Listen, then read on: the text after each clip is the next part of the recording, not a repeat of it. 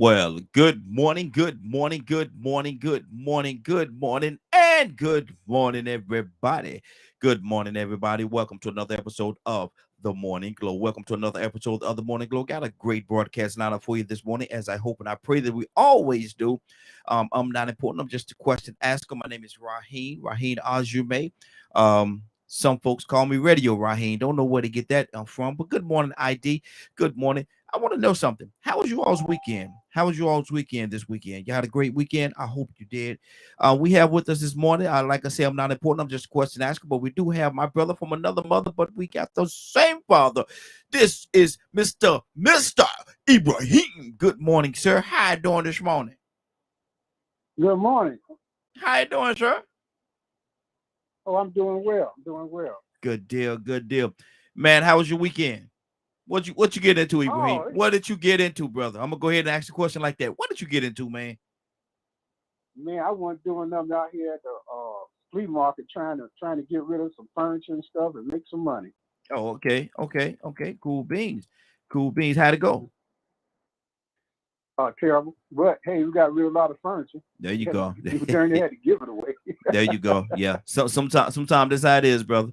Sometimes that's how it Yeah, is, yeah, man. trying to downsize. But my thing is, you did something good for some folks. I'm sure they appreciated it. Oh yeah. One lady was just a couple of ladies were taking those. One lady that had a bunch of medical equipment Mm-hmm. devices that I had when I had my back surgery. Mm-hmm. So one lady, she was just barely getting along down with. So I said, I looked at her and I said, look, hey, I'm selling for $5. And she said, well, I don't know. I said, look, I tell you what, here, take it. She said, Yeah. what you mean? I said, I'm giving it to you. Man, she Mm-hmm. was so happy, man, older white lady. She was so Yeah. happy when she walked away with that thing because it was brand new. And Mm. I barely used them. You know what I Okay. mean? But she was so happy. And I sold her one of my seats and stuff like that. Saturday, Mm-hmm.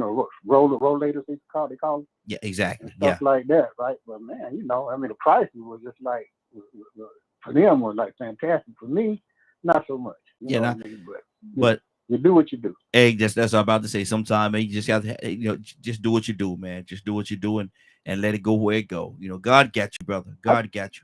I tell you what I missed though. Uh-oh. Uh, that man, he can't. He was giving away free clothes, free brand new clothes, and free food, top grade Mm-hmm. over there at McDonald's somewhere, and I didn't hear about it. I'm in the middle of that. So what the hell am I doing here, spending all this money trying to get these spots and stuff?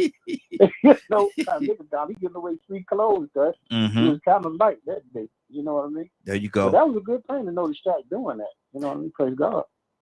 Is and you'll catch him on the other side. You'll catch him the next time, brother. You'll definitely catch him the next time.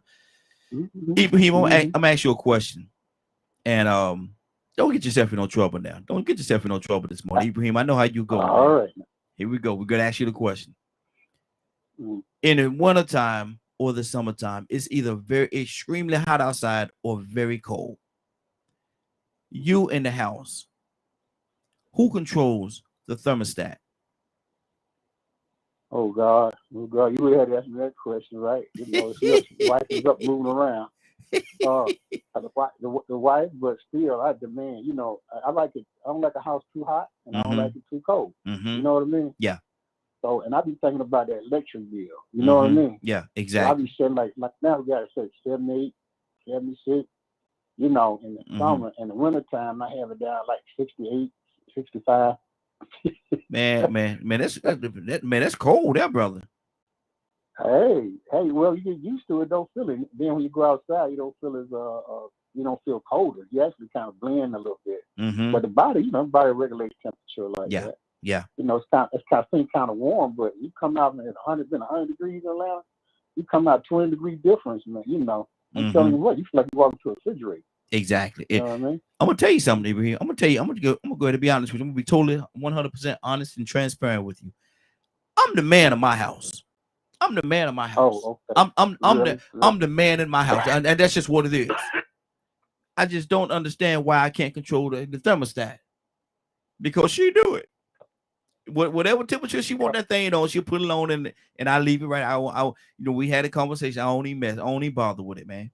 I don't even bother with it. Yeah, you know better. you know, you learn from being married for a while and being an older man. Yes, You sir. might be the man of the house, but the woman controls the house. You know what I That's mean? right. That's right. You cannot have two American black women in the same house. One your mother or one of your sisters and your wife. You can't have them in the house. No, not Yes. this. No, not if you I want. went through that. I went through that ordeal. It won't happen again. You can't even have your grown daughter in there. Not look. Not if you want some. Not if you want some peace. I know. Oh yes, yes, yes, yes, yes. Mm-hmm, So I don't know how guys be married to 4 wives, 2 wives. I don't know how they do it, man. I don't even want to know. You know what I mean? I just be something that's my fate. You know, you know, to be happy, you know, happy wife or miserable life. You know what I mean? Exactly. Exactly. And so, and that's what I tell people all the time. And old man told me one time, he gave me some advice. I've shared it on here before, and I'm gonna share it one more time. Me and my wife, we were not married at that time, boyfriend and girlfriend, everything. We was living together. And I went to the lot. I think it was our dryer that broke one day, and she had washed the clothes and told me, you know, take them on down to the laundromat and get them dried and everything. I was like, okay, I ain't no problem. I take them on down. It's right down the road. I took them down there, man, put the clothes in the dryer. I'm sitting in the car, you know, listen to the music. I get back, and there was a man, older gentleman inside the laundromat. So I said, I go in here and just kick with old man for a few minutes, you know, talk to him a little bit. And one day we got to talking, and he asked me a question. He said, look here, what you doing, young man? What you doing with yourself? And I told him, I said, man, I think I'm getting ready to get married. He said, uh-oh. He said, uh-oh. He said, you about to get married? I said, yeah. He asked me how old I was. I told him. And in my 20s, I told him. And he said, sit down for a minute. I said, oh, Lord, here we go. I said, he said, I'm going to give you some advice. He said, if you take this advice, it's going to help you out tremendously in your marriage. He said, I've been married for a long time now, and this is what I'm going to do for you. I said, okay. And he gave me this advice. And, you know, this is kind of on topic, but not. But he said, listen, if you ever have any problem with your wife's side of the family, he said, I know we men. He said, but don't you do nothing about it. I said, what? Oh, what you mean? Don't do nothing about what you talking about? I said, oh, what you? He said, no. He said, you go to your wife, explain it to your wife, let her go and deal with the issue. He said, and vice versa. If she ever have any issues in your family, he said, you have brothers? I said, yes. He said, if she ever having a problem with your family, have her to come to you, tell you, you go deal with them. I was like, whoa. I said, you know, what, and I'm thinking, I'm looking at him, and he could tell by my face. I'm like, I'm a little stunned because, you know, I got an issue. I'm a man. I handle it myself. I don't need nobody to take care of nothing for me. I take care of it for myself. He said, listen, I'm going to tell you, I'm going to explain to you why I could tell about it. Look, you don't understand what I'm saying to you. He said, listen, he said, if you ever have any issue with anybody on her side of the family, if you ever have any issues with anybody on her side of the family, and you go and try to deal with it yourself, they can hate you forever. Right. I said, okay. He said, but if you talk to her and have her to go, that's their sister.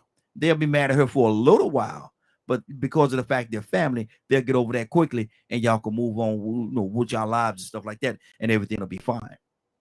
He said, so that's how you do that. He said, that's my advice to you, young man. I hope you be happy. Now, you know what? Go ahead. You know what? There's even more. Go ahead. No. I was going to ask you, Ibrahim, how does that sit with you? Does that make any sense? You know it does, but they'll hate you even more because, oh, you know, first thing they come, oh, he got control over. I got a story about that.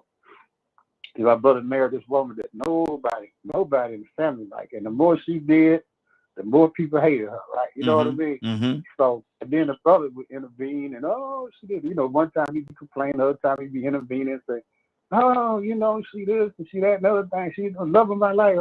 And then we around and call her a spiritual worker.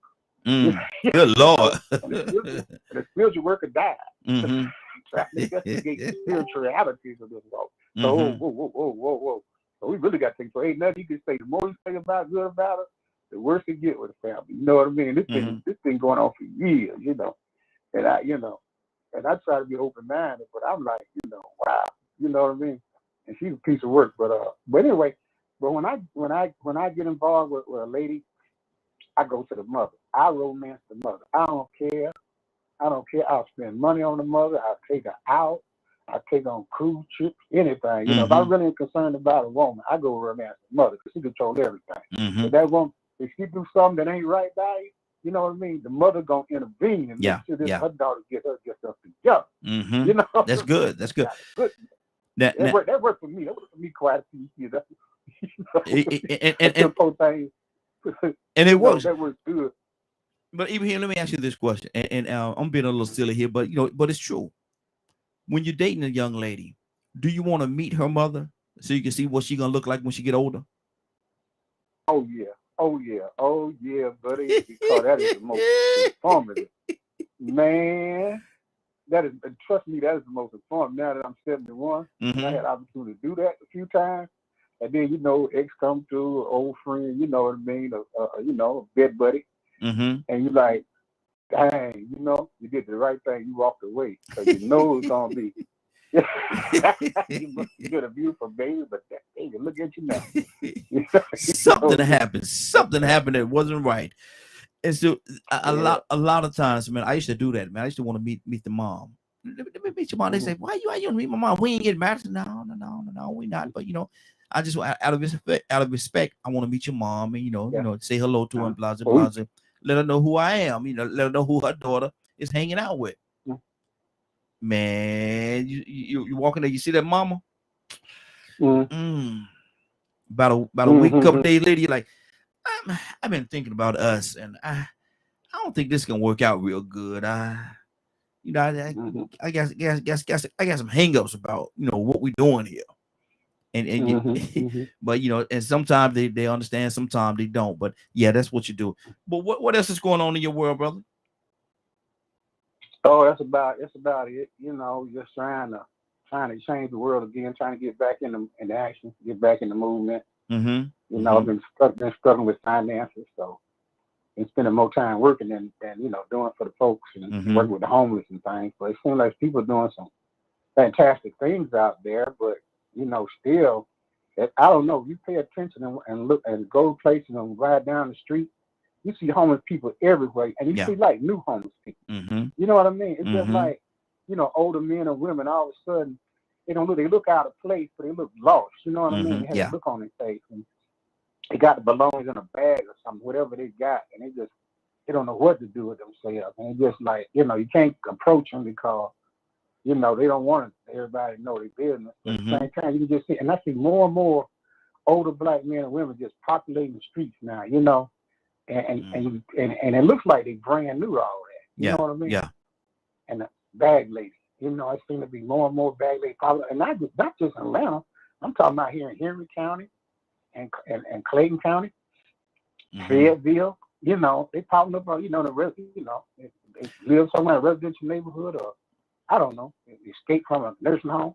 You know what I mean? I mean, it just seems to be more and more that even though the economy is booming, but the prices and employment rate is real low, and wages increased more so over the years than it has in many decades.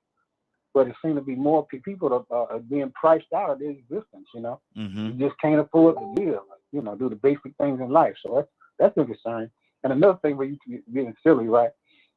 I was at a Walmart waiting for a customer. I was doing some Uber waiting for a customer to come out of Walmart. And I was just looking at all the women walking there. Man, I was like saying, I'm an old man. I know I ain't dead, but some women just look wretched. They I mean, not wretched, but they don't look sexually attractive. You know what I mean? Yeah. And they, and some of them be wearing those tight fitting snuggies and stuff like that. So Ibrahim, are you saying that some of the women, Ibrahim, are you saying that some of the women just let themselves go?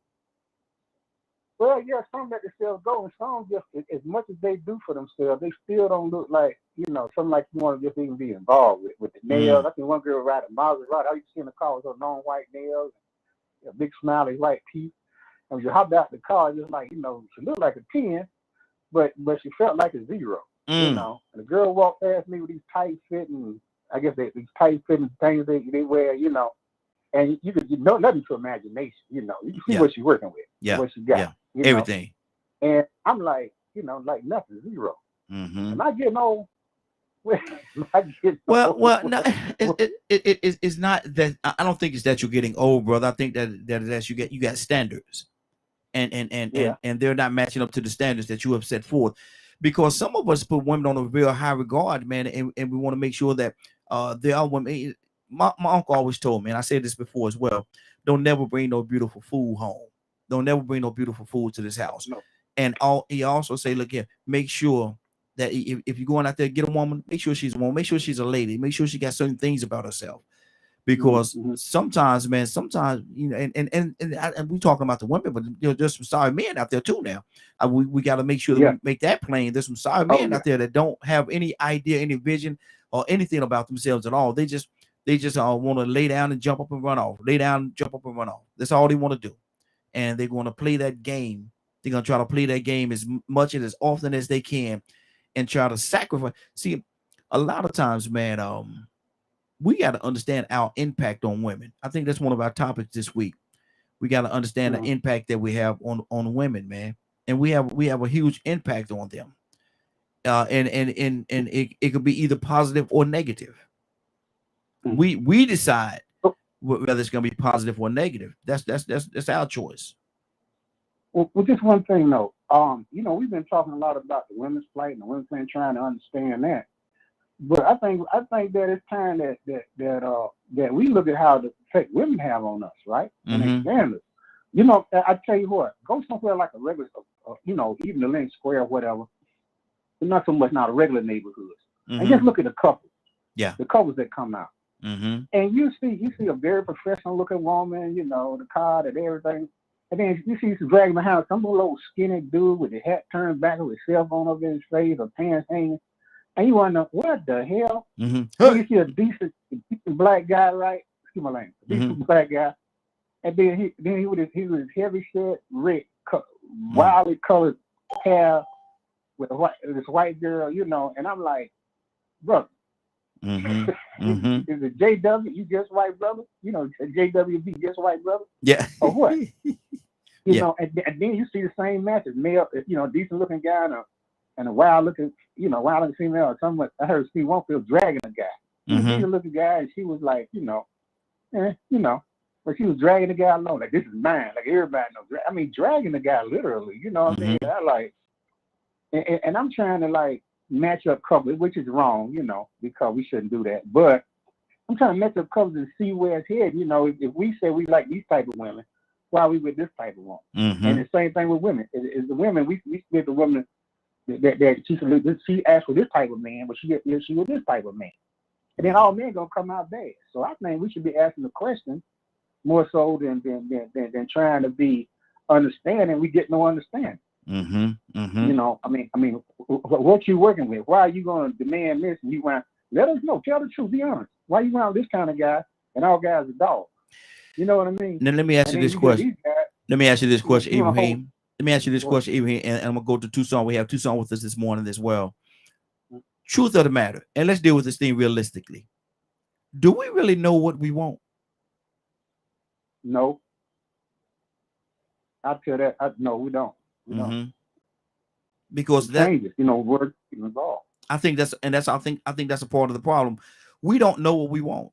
We want this flavor of the month this week or today, and then tomorrow we want that flavor of the month, and we jumping all over the place and exchanging all kind of bodily fluids and stuff like that, man, and subjecting ourselves to so much because we just don't know what we want. And once we find what we really need, do we really appreciate it? Good morning, sir. How you doing this morning? I'm doing all right. Good morning. Good morning. Good morning. Good morning. What's really going on, brother? Y'all having an interesting conversation. Yes, sir. Yes, sir. I caught the tail end what he said. What was said. So what are we talking about this morning? Boy, I'm on it this morning. I ain't saying that. Man, we don't. Man, Ibrahim done covered a lot this morning already. But I've heard. But my thing is right now we're talking about a person jumping, and this could be male or female, but jumping all over the place, man. And then they be with this person one day, then the next day they with that person. And I'm asking the question because do they know what they want? Do we as a people, do we really know what we want and what's best for us relationship wise? You know, I mean, I've been guilty myself, you know. Mm-hmm. Don't you have me talking about no Georgia peach. Come on You know now. what I thought about? Abraham, when I thought about it, I put out a mystery name up. I'm sorry, man. But you know, I mean well.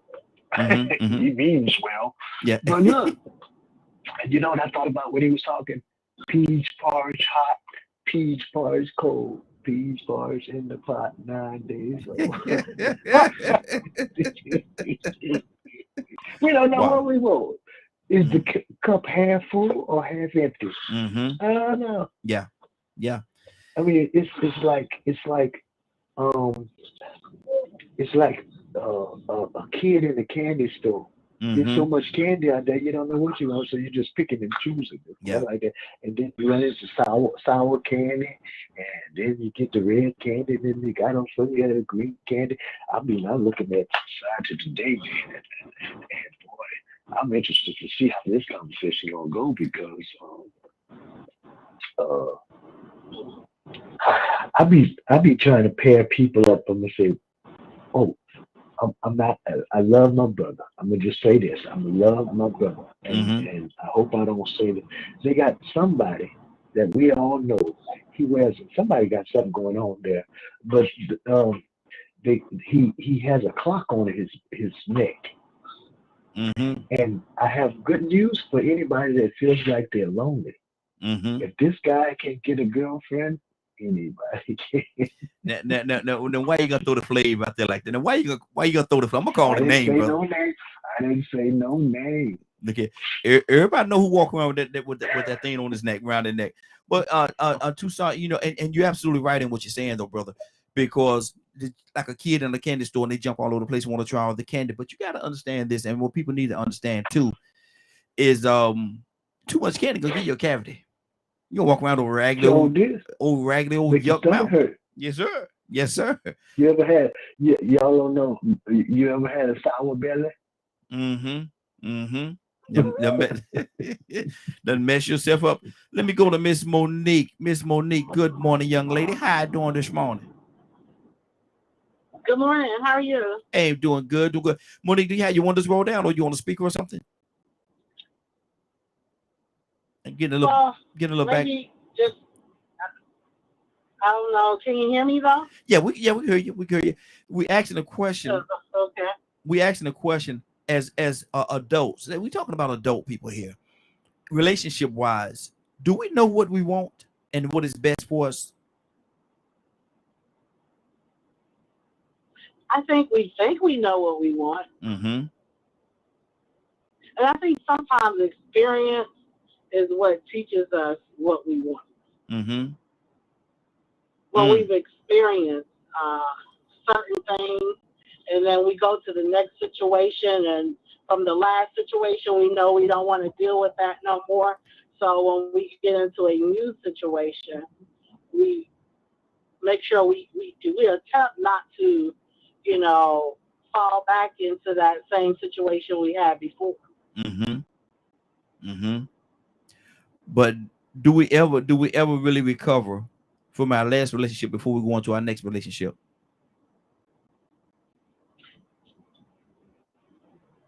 I think it just depends on the person. Mm-hmm. Mm-hmm.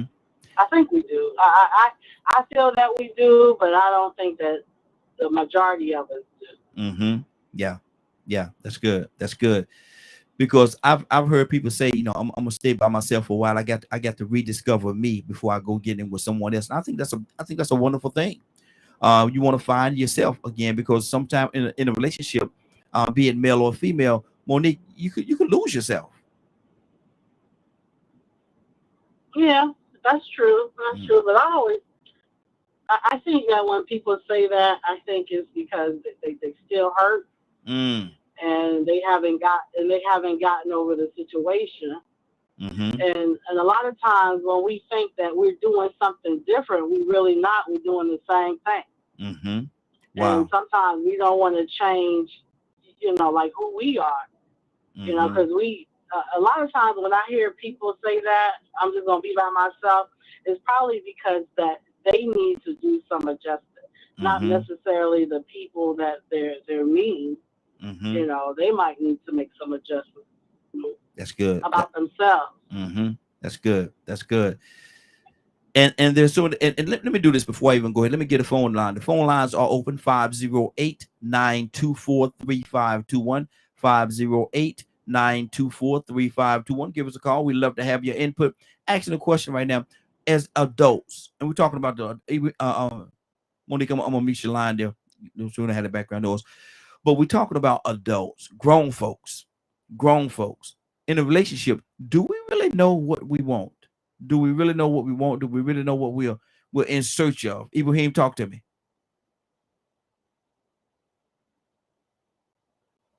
Ibrahim,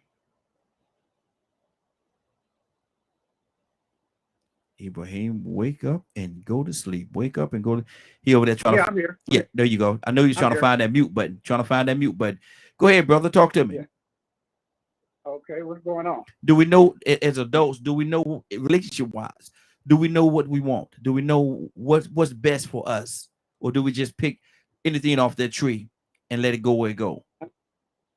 I think we just pick what falls from the tree. It's much easier. It's less complicated, but it winds up being a chore in the end. Mm-hmm. You don't know what bacteria them picked up, or and I think now we have a lot of men and women that are broken from past relationships. Yeah. And the worst thing you could do, the most toxic thing you could do, is get around a broken woman. I mean, for a man perspective, right? I know our women probably go for the same thing. Yeah. If you get around a broken woman, even with good intentions, right? That's the most toxic thing you could possibly do. Mm-hmm. Stay away. You know what I mean? I was like poison ivy, right? Yeah. Come creeping all around, scratching. But anyway, no, we don't know what we want because we deal with media now. Like the type of clothes women wear. Mm-hmm. I mean, I know it made your mom and everybody. The woman came out dressed like some of the women out in church and in the mosque and places like out in the street. First thing your mom would tell you, your dad would say, "Boy, leave that alone." Mm-hmm. Dad would probably say, go on and throw your royal oats. But then, when you come back to some senses, right? Walk away. Make sure you don't get that poor girl pregnant. Yeah. That's the first thing be on your mind, and but now we have different standards, it seems there are no standards at all. Here's what people wanted to be when they wanted to be it, and it's just too revealing and the way they dress these little girls and everything or these teenage girls dress, you don't know if you talking to a woman or you talking to a chap. You know what I mean? Yeah. And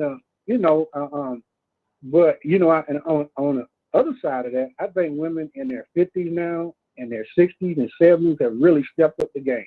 Mm-hmm. You know what I mean? They're setting trends, but nobody wants to see those trends. You know what I mean? Mm-hmm. Nobody wants that. They want to try to break it down. But the younger women and everything, and the millennials and the bottom X's, I mean, wow.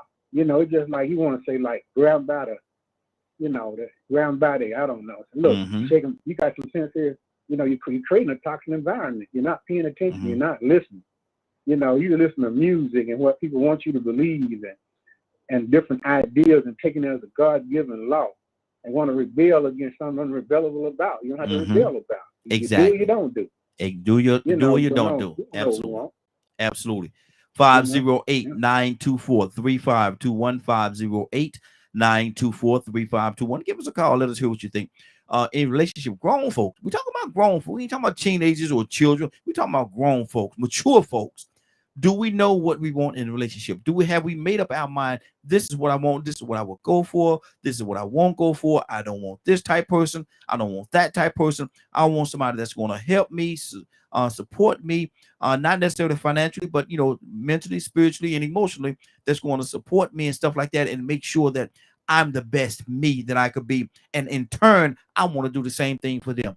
Badger, good morning, sir. How you doing this morning? Do we know what we want? I think a lot of people have an idea of what they think or what they think they want, or with me, I met my wife and it was easy for me. I think there's a lot of people out there that want money, or a woman has to look a certain way, act So I do think that there are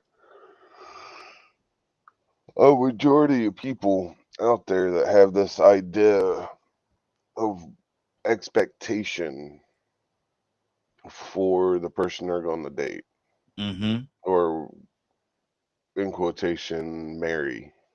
That's at whatever point.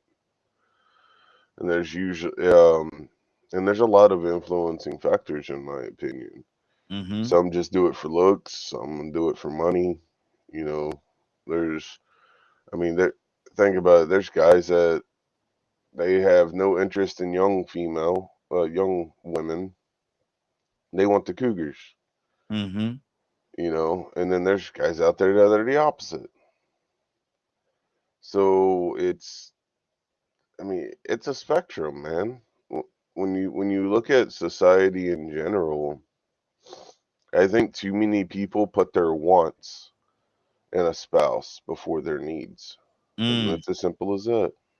Wow. Wow. That's good. That's good. Let me go to Kurt. Kurt, good morning, sir. How you doing this morning? Hey, morning, brother. How y'all doing, man? Hey, I ain't doing good. I'm hanging in there, man. what's wrong, brother? I don't, how I be having the muscle spasms. Yeah.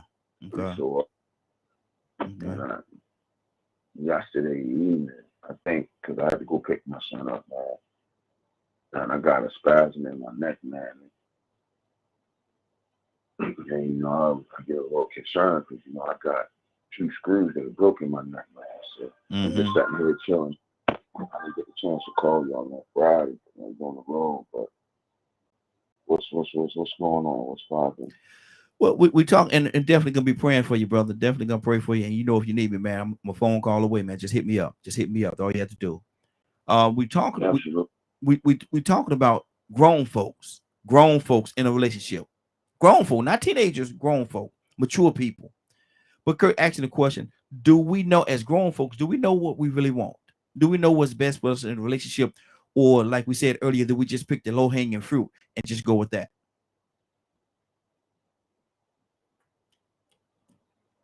Yeah. That's a double-edged sword. Mm.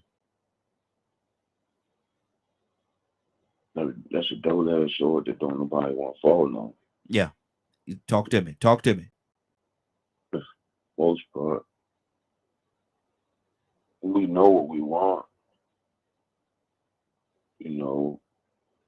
Most of the time we know what we want.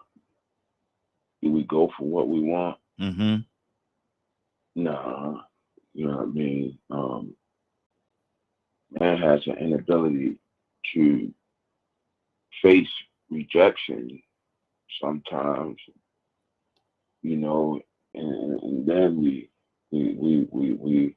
sometimes hook with people that's going to be approving to others, not Mm-hmm. approving to ourselves.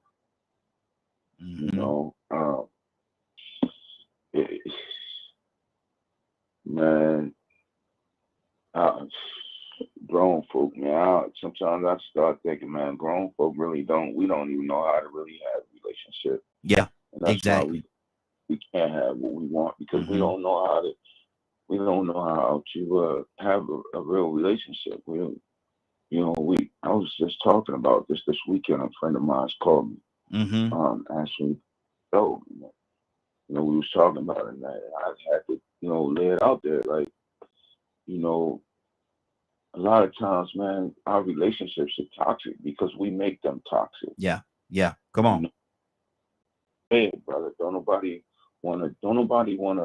How many people you know in the world that can honestly tell you that they messed up, Mm. they screwed up? You know what I Mm. mean? Like, I think about, my first marriage, man. You know what I'm saying? That marriage ended because I was messed up. Mm-hmm. You know what Wow. I mean? It ain't no need to try and shift it over here or shift blame, this, that, and the thing. And there's things that I could look at that I could easily say, well, my first wife, she wasn't this, or she didn't do that. But at the end of the day, the responsibility falls on me. Yeah. You know what I mean? I could Mm-hmm. get a job at A, or I could get a job at B. But, how many people in the world want to admit that they screwed up? Not a lot, brother. Everybody want to tell, yeah, everybody want to tell this picture like they perfect and I'm, I'm the cream of the crop. That ain't always the case, man. Mm-hmm. That's one. I have so much respect for Toya, man, because Toya, she tell it like it is. Look, if you don't want this, you don't want that, you don't want this, you don't want that. You know what I mean? I'm not the one for you. I'm not. You know what I mean? Mm-hmm. Exactly. All at the same time. Finally, how can you know when you want when your selfishness meter is on 10 times a Power Ranger, man? Mm-hmm. Exactly. I'm gonna read this what 27 said. I can't read the first part of it, but I'm gonna say 27. It says so-called grown folks don't have their lives in order. Then it came back and said, I have my life in order. Phone lines are open. 924-3521. 508-924-3521. 508-924-3521. Tucson, talk to me, brother. What's on your heart? So, do we even know what we're doing, Tucson? Do we even know what we're looking for? Do we even know what we want? How we gonna and if we don't know, how we gonna get it? Well, so as a person says, I know what I want, and I'm not talking about the comment. Mm-hmm. I'm talking about in general. Yes, absolutely. And you 40, 50, 30, 40, 50, 60 years old, mm-hmm. and you still by yourself. Wow. But you want somebody. Mm-hmm. But you know what you want, and you're still by yourself. Mm-hmm. That's a twofold. It's a twofold thing. That sometimes because you meet somebody and you know what you want, and you start off into a relationship with them, and they change. Yeah. You find out, I told you I don't want that at the beginning. Mm-hmm. And so if you either have to adjust to each other and meet in the middle and try to grow together, or go your separate ways. Does that in a roundabout way, does that mean you're settling? Because if the person is exactly what you want, there really isn't a huge adjustment period because they're already there. But if you have to adjust, that means you have to move some things around. You got to move that couch over here to this side of the room, move the love seat over there, put the TV over. You got to move some things around. So is that exactly what I'm hearing you say? You have to well, no. Go ahead. It's not settling. It's because I'm pretty sure that people that have been married for years and years and years, they still go through changes. Mm-hmm. So you kind of have to meet in the middle. There's some things that some people say, I hadn't liked this about my wife since I met her, and I still don't like it. Wow. But I had to learn how to adjust. I don't know if you want to say settle. Mm-hmm. Say settle. Mm-hmm. To it because I love her. That's what they say. Mm-hmm. Or love him. Wow. They got some people that they companion, wife, husband, mostly let's say husband. There's women all over the place, and I know even in the church thing. Mm-hmm. Their husband never went to church. Wow. They ain't going. And Mm-hmm. it's not going. Because when they get home, the conversation starts. And he says, I ain't studying people. Mm-hmm. You and your pastor. could go but they stay together. Yeah. So that's not settling, that's adjusted. Mm-hmm. Okay. They learn, they know, they have a conversation every day. I don't know. They have a conversation of why. And they figure it. But there are some people that will tell you, I know what I want. Mm-hmm. This is the type of man that I want. And they've been wanting that type of man years and years and years. Mm-hmm. But they never can find them. You mean to tell me that there's no man on earth or no woman on earth that are to your standards? Mm-hmm. The question would be, is it them or is it you? Is it live or is it Memorex? That's the question. But Monique, You what do you sound like a radio announcer. exactly? Is it live or is it Memorex? That question is on you. Monique, what do you say to that? Oh, I think we might have lost. I think we might have lost Monique. I think we might have lost Monique. Ibrahim, talk to me, brother. Yeah, I'm with you. I'm with you. Talk to me. Yeah, man. That's that's true thing ever said, right? You know what I mean about getting along. Mm-hmm. Man, if you think you're into a beautiful marriage, everything gonna be correct, and y'all gonna be happy all the time. And man, sometimes it's a show because you know when you got two people trying to come together, forced to work together and live together, you gotta throw all that old talk out the window. Mm-hmm. I ain't doing this. And I want a man like this. And I want a woman like this. I'm telling you, you know when you get into the real deal, you put that rubber meets the road. It's a labor of love. Mm-hmm. It's got to be a labor of love. Cause it don't make no sense to me. Mm-hmm. Where I even was married, period, because I ain't a good husband. You know what I mean? But I want the best of the best for myself. Yeah. You know.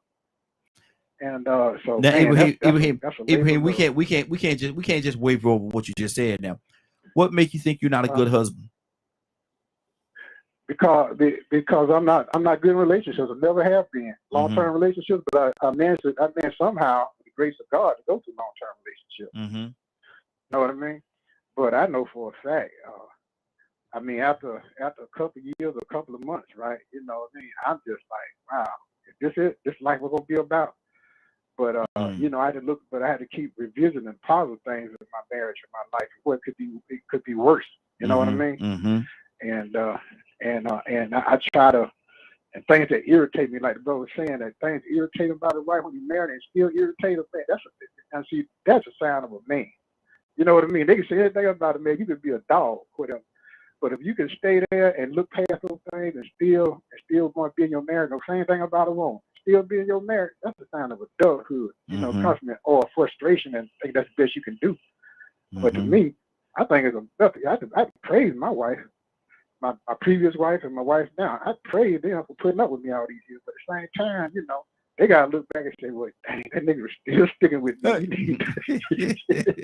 I'm sorry, wow. He's still him. You know what I mean? He ain't going nowhere. You know, he might like a pretty thing every once in a while, but he ain't going nowhere. You know, he ain't leaving me for no other woman. You know what I mean? Exactly. You know, only thing gonna push him away is me. So, and I'm the same way. You know, I ain't leaving you. You know, unless I tell people that I ain't leave my wife no woman. You know, I tell them straight to their face. Yeah. You know, they can take it like they want or move on. You know what I mean? But I ain't doing that because you know she put in a lot. I've been in the hospitals. I've been sick. You know, the one married to now, she went through a lot for me. My first wife, she went through a lot with all my craziness and stuff like that. You know, so hey, I give black women 100% credit. And my oldest son, his mother was white. She started me to some crazy, real crazy. You know what I mean? I give her credit, God rest her soul.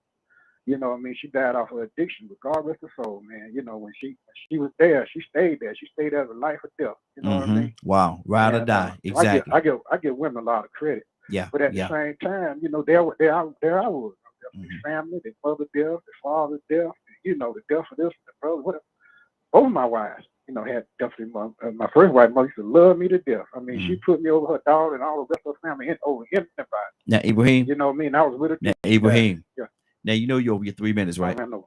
Yeah, you don't ran over, brother. You don't ran over, brother. We ran over. Yeah, you don't wrong with 3 minutes, man. You supposed to say 30 seconds, right? That's your fault. That's my fault. Look, restart the clock, brother. Restart the clock. I'm just getting warmed up. You just getting warmed up. Keep it going for you.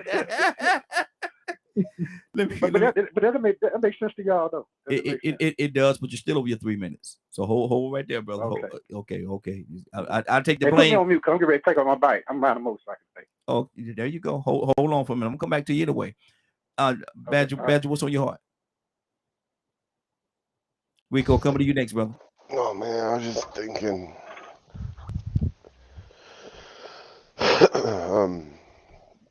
Once. What is the point of doing a want when it's only going to last for so long? When need is always should be the priority. Mm-hmm. Um, Some folks hadn't got there yet, Badger. Some folks hadn't got there yet. well, they I know need what to you're saying. hurry up. Mm-hmm. Yeah. They just need to hurry up. It's. I know a lot of, through observation and things like that, a lot of people haven't realized the difference between their wants and their needs. And sometimes they can be the same. But that's not as common from what I've seen in this current society. Mm-hmm. I see it in some of the older, probably more in the older folks than younger ones most of the time. So it's, man, dude, the more I think about this topic, the more I'm like, man, all the things I see in this day and age. So I guess in a way, what do people find more important? Their wants or their needs? I think that a lot of times in some situations, in some instances, that will be based on the maturity of that person, not the age, but the maturity of the person. Because it's sometimes it's real hard. People have their wants. People do have their wants. They want this, they want that. I My won't thing is, disagree with that. are they secure enough within themselves to go out there and get it? Because some people, sometimes insecurity will hold you back from going talking to that. You may want the young Janet Jackson or Holly Berry or somebody like that, but if you don't have if you're not secure within yourself or don't have the confidence in yourself, you'll never go approach them in that way because you think that is quote unquote out of your league. But let me go to Rico. Rico, good morning, sir. How you doing this morning? Man, I'm just thankful to see another beautiful day, man. Yes, How sir. everybody doing? Hey, doing good. Good to have you, brother. We talking about, do we really know what mature, grown, mature adults? We're not talking about the teenagers, but the grown, mature adults. Do we really know what we want in a relationship? Yeah, we know what we want. And then I think the other question you had earlier was, do we go after what we want? Mm-hmm. And once again, I think the answer to that is yes. I like what Badger said the first time, and then I heard what Monique said earlier. I like that too. To me, all you got to do, if you ask the question, do we really go after what we want? I think you look at the divorce rate, and that'll tell you, yeah, Mm-hmm. we must be going after what we wanted. But once we got in now, we realized it ain't what we needed. And we didn't want it no more. Mm-hmm. So you have these terms now that exist. Modern man, modern woman versus traditional men and traditional women. Now, this new convenient society likes things so fast that we don't like to take our time and be thorough. So now, like you say, you might ask a woman, what type of man do you want? Well, I want a man that can provide for me. Provide what you want or what you need. Well, 9 out of 10 is what you want. Mm-hmm. Yeah. Is it provide for you sexually? Or just make you feel good, to support your emotions physically? What is it? So they think they found Mr. Right. Well, what else do you want in a man? Tall, dark, and handsome. Okay, so now we're going to fill that check. We're going to check that box. But on the end of that, does faithful and loyal go along with tall, dark, and handsome? Or does kind and non-abusive go along with men that can provide you all the things you want and need? Because if you overlook those quality characteristics in those things that you are supposed to require in a man, then you might get something that you didn't need. You don't want it no more. You're ready to leave him because, yeah, he make money, but he like to whoop on me too much. Mm-hmm. Yeah, he good and bad, but he like to share it around and spread it to other women. He bringing me back diseases and got women calling my house, cussing me out. Matter of fact, one of them said he got them an engagement ring too, but we already married. I don't think I want no more of this. Yeah. So now you look at the grown people right now, us grown people out here still dating. Now I like long-term relationships, and I don't like cheating. Yeah. And so, it's funny that you bringing this up because I actually, I self-analyze a lot. And I was thinking, it sort of goes along the lines of what Monique was saying about sometimes people not realizing they don't want to change. Mm-hmm. And I was thinking, I'm like, well, you know what, man? I'm going through this celibacy thing, but I ain't never really been big on girlfriends or claiming women. Mm-hmm. But the women I have claimed, we had long relationships. But I was wondering, why is it that I'm so willing to put myself out there and commit a little bit more? And I realized I'm traumatized from cheating. Wow. I'm traumatized from broken relationships. I'm traumatized from seeing people dedicated to each other, creating things, and then breaking up and losing and destroying what they started creating, and then the children suffering from it. I'm traumatized by that. So maybe I don't want to change to a certain extent because I'm still trying to protect my feelings, and I don't want to go through what my mother and my father went through, along with so many other people I saw that went through divorce and the reasons why. So it could be me. I might need to change some things too, but I know I haven't been as easy to settle. That's good. That's good. That's good. Curtis, what's on your heart, brother? Well, we all got to live the human experience. We all got to live the human experience, and we all got to live it to the best way that we know how. See, I never really been one into that's mine. I think sometimes as humans, we'll get involved in a relationship and become extremely possessive of that person. So possessive that at some point we lose sight of this person as a human being. The sight that we have is this my lady. Yeah. Or this my, and you forget that that lady or that man is a human being. Human beings by nature is flawed. Yeah. It's in my opinion, I'll tell you when you with the right person. This is just my opinion. You with the right person when they have a genuine love and concern, not for what you have perfected, but for what you have failed at or for what flaws you have. When they can see you and love your flaws, it's real easy to paint this picture like you got it all together. It's real easy to paint this picture like you completely understand all things said or done. It's real easy to paint this picture like you got your finances in order. It's real easy to paint a picture that is far from the truth. So, it is in my opinion that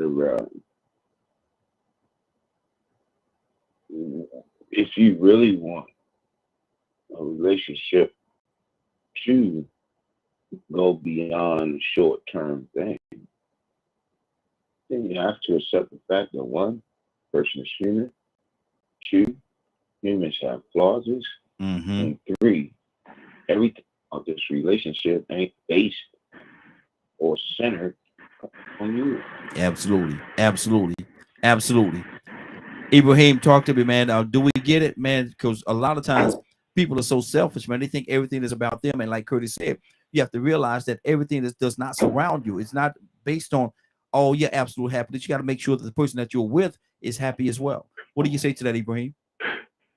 Yeah, people are selfish, right? And that seems to be the modern way because everybody thinks it's about you. All men or all women are the same. That's a selfish attitude right there because it ain't all about you. It's about who you want to be with. You know what I mean? It's a labor of love. You got to work for a relationship. It ain't supposed to come easy. If somebody give you something, you have less respect for it if you have to earn it. You know what I mean? In my opinion. You know, if I got to work for it and earn it, then that's special to me. You know, I did this. I got medals and awards for doing a lot of different things, right? And that was special to me because I earned it. I deserved it, right?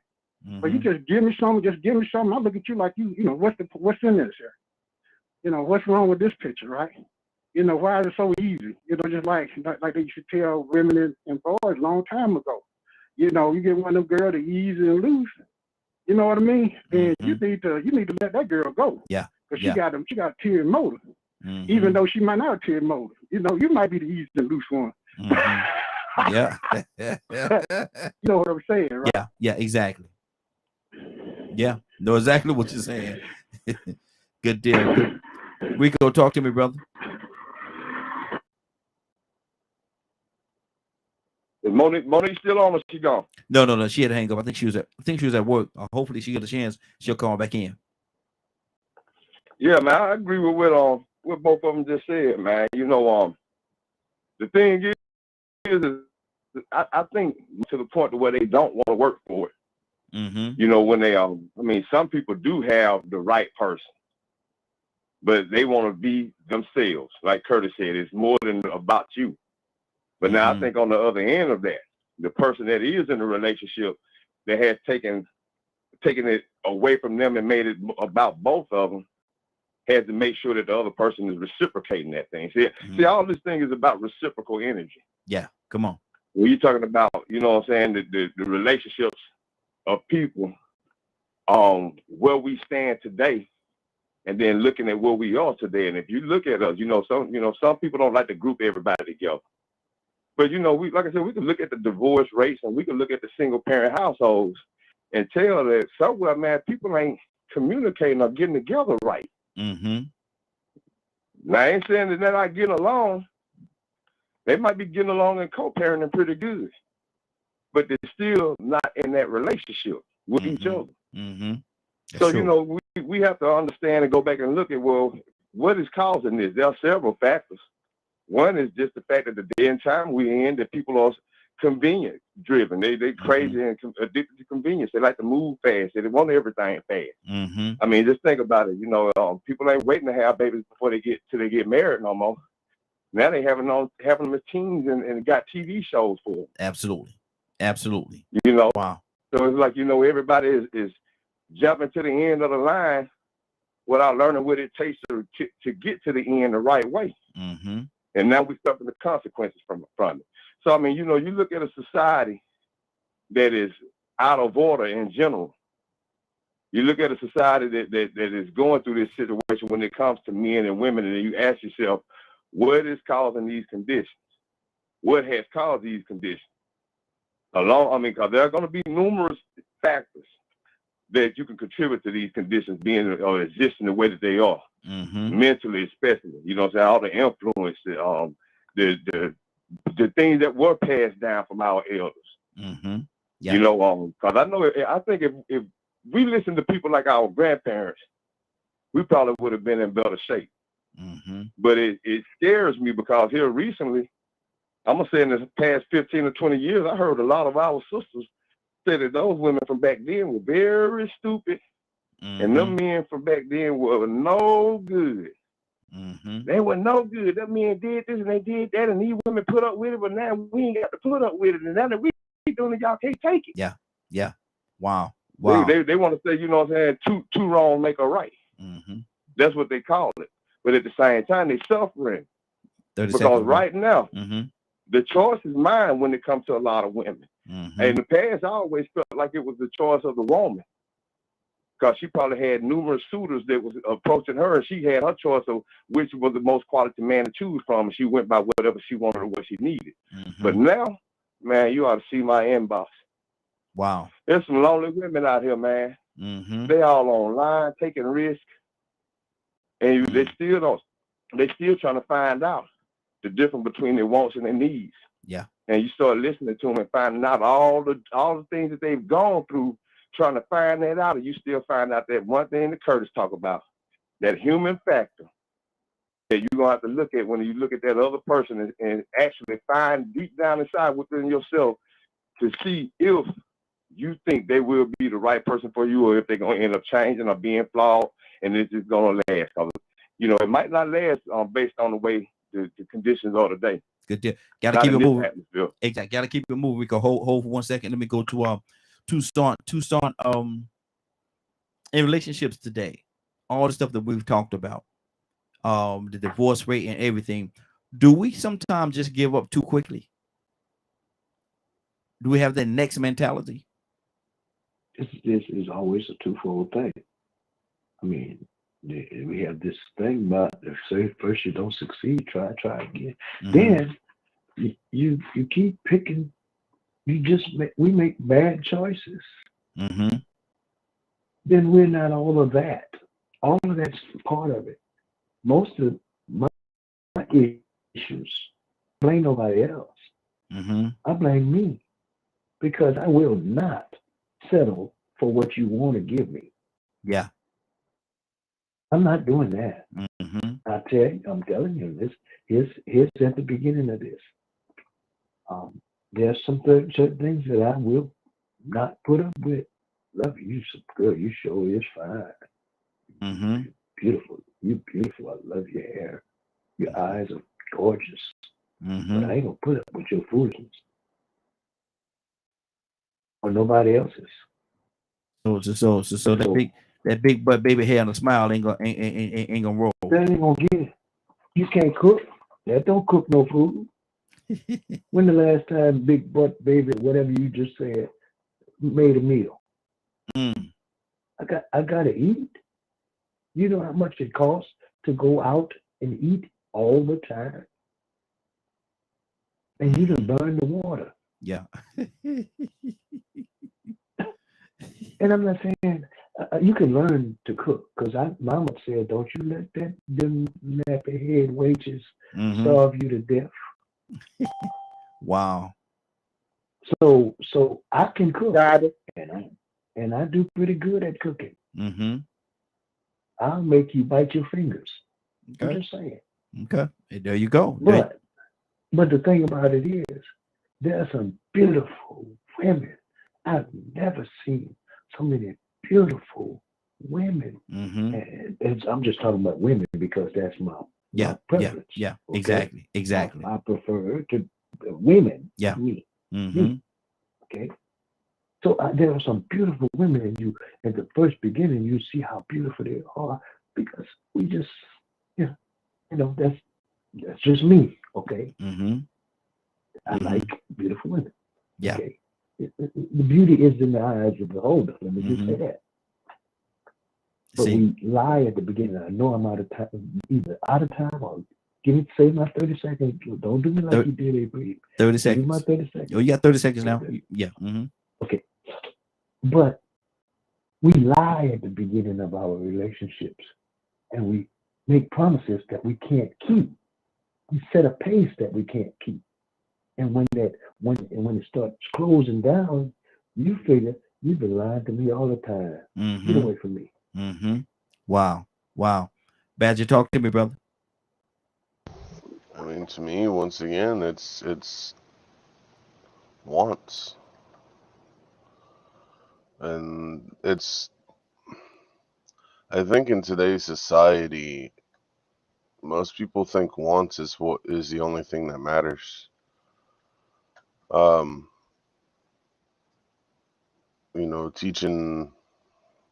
Teaching kids the difference between want and need, I think, is even adults. There are a lot of adults I just don't understand anymore. I gave up even trying. So I've heard so many talk about words. Well, I want this because of this reason. Be it guns, women, cars, whatever. And it's almost like a lot of times they regret it, but they don't have the especially men, don't have the balls to admit that they were wrong. Mm. Just straight up, like there's so many things I've heard that people have regretted, and when you try to call them out on it or things like that, they just very stuck. Hey, Badger, which sex, if you will, makes society better, men or women? Women. Why? Why? Yes, sir. Because in my opinion, there's way too many men out there that let their ego and pride get in the way of making intelligent decisions. And a lot of men are not taught to be in tune with their emotions, which always ends up eventually causing issues because they don't know how to really relate to anything. And a lot of us end up being very angry human beings due to it's not acceptable to do this or this, and since you're a man you have to be like this. I remember in school, if you weren't that same you thing were can be placed on a woman. 30 seconds. how are you going to ask me that and give me 30 seconds? In my view, with good women, they're not bothered by things like that. I don't see them get as ego driven. Now there are bad women out there, but that's not the ones I'm talking about. Okay. Cool. Let me go to Goddess. Goddess, good morning, young lady. How you doing this morning? Good morning. Goddess, we talking this morning about relationships. And we're speaking about adults, a mature adults. Do a mature adult, male or female, know what they really want in a relationship? What do you say to that, Goddess? I'm sure they do. A mature adult knows what they want. Mm-hmm. And they strive hard to get what they want. So I know at my age, I know what I want. Mm-hmm. Then looks ain't one of them. I mean, if you look good, that's fine. But if you looks ain't one of them. Mm-hmm. I mean, I don't want nothing that's hard on the eyes, but easy on the eyes is always helpful. But you got to come with more of a total package deal. So, yeah. Okay, that's good. I think with God, and what I mean what a total package deal is that you believe in God, and not just believe, but you work hard to strive to be a better person. You also have a career, or you're not coming to the table with nothing. You come to the table with something. Exactly. That's good. And then I want a man's man. I want a man's man. I realize that. I don't do well with men that are men's men. So you don't want anyone that you could just push around. Well, not just push around, but I want a man's man. I want a man that knows how to be a man. A lot of these men out here, when I say that, it means that, okay, babe, don't worry about it. I'll worry about the tire getting put on. I got your door. I can open up your door. A man's man, a gentleman. I don't want to have to worry about now. Well, if I have to worry about to get out there and change my own tire because you don't know how, I got an issue with that. Yeah, exactly. That's good. Let me go to Curtis. Curtis, again, brother. Where are we, man? And you come from you could come from a counseling standpoint as well, man. But where are we? Do we give up too easy, man? If everything, let me ask you a mature question, Curtis. Curtis, you there? Yeah, right here. Okay. If everything in a relationship is perfect, now this is a mature question. I need a mature answer. But for whatever reason, the bedroom activities is just not there. It's not up to standards at all. Is that enough or do most people throw that relationship away?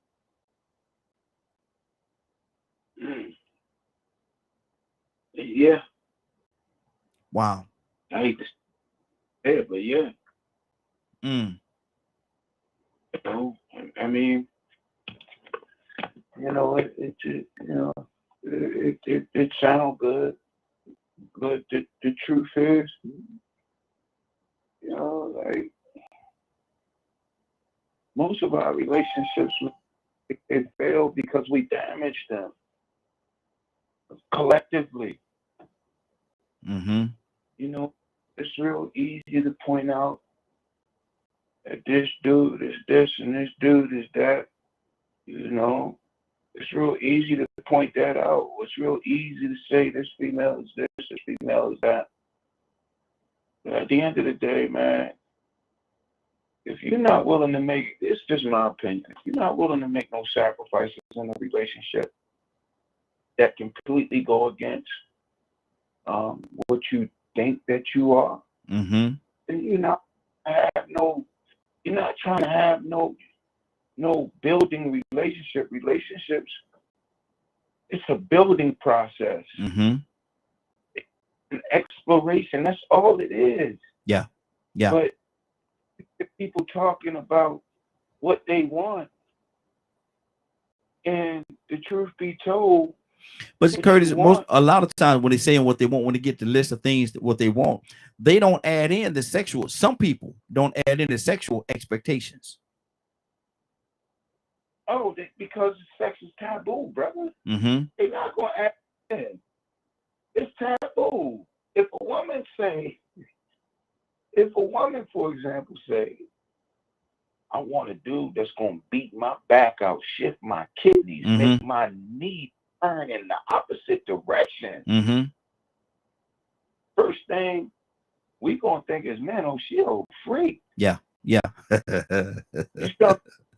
So they can't realistically, you can't truly say what you want. And then when you look and you ask the average woman, what is it that you want in a relationship? I'm not saying all. Mm-hmm. If you listen to what's going on, what do you want in a relationship? I want a man that's financially stable. Mm-hmm. He need to be making. I mean, nowadays you got a large percentage of women that's saying, look, if he ain't making 6 figures, I don't want to deal with. Yeah. Yeah. Yeah. Okay, well, here's my question. What do you bring to the table that warrants him to cook the meal? Mm-hmm. Wow. Because if you to the table with no plates, no forks, no spoons, no nothing. 30 seconds, Curtis. Mm-hmm. I'm done, bro. No. You got to finish that. You come to the table, no fork, no. You got to finish that part now. Finish that part. If you come into the table, you don't have fork or spoon. You don't have a fork, a spoon, a cup, a plate, a saucer, a bowl. You don't have nothing. You just tall enough to sit down at the table. Now this dude done cooked the meal, and he ready to divvy out the meal, and you ain't got nothing. Mm-hmm. What gives you right to think that you're entitled to anything? You came with nothing. Yeah. Yeah. Wow. It's good. So, I'm just saying, man, and I'm not knocking women, please, ladies, do not take my words like I'm knocking y'all, because I'm not. Because you got some dudes, I don't know many, but you got some dudes that think that all they got to do is come to the table with their Johnson in their hand. No, boy. Mm-hmm. Exactly. Dog, if it's going to take more than that. Mm-hmm. Absolutely. Absolutely. Got another caller. Caller, what's your name? Where you calling from? Cassandra, calling from Atlanta. Cassandra, good morning. How you doing this morning? Morning. Cassandra, we're talking about relationships. We're talking about relationships and mature adults. Mature adults, not teenagers, but mature adults. Do we really know what we want in a relationship? Do we really know what we want? If it came and knocked on the door, will we identify it? I think mature people, let's put it like this: they should know what they want out of a relationship. But you do have a lot of people that's still trying to figure out exactly what they want. So the answer would be, some people do, a whole lot don't, unfortunately. Wow. Rico, let's talk for a second. Rico, you there? Rico, you there? Yeah, I'm right here. I had to get my page down. Okay. Let's talk about Sanders. The brother that passed gave the advice. Let's talk about him for a second. Because a lot of women came at him in a lot of different ways. But he was telling his truth, because he was saying, like, if you walking around here with 2 or 3 different kids, don't really have a job and stuff like that, but you want a 6-figure guy. Do we sometimes put our expectations too high?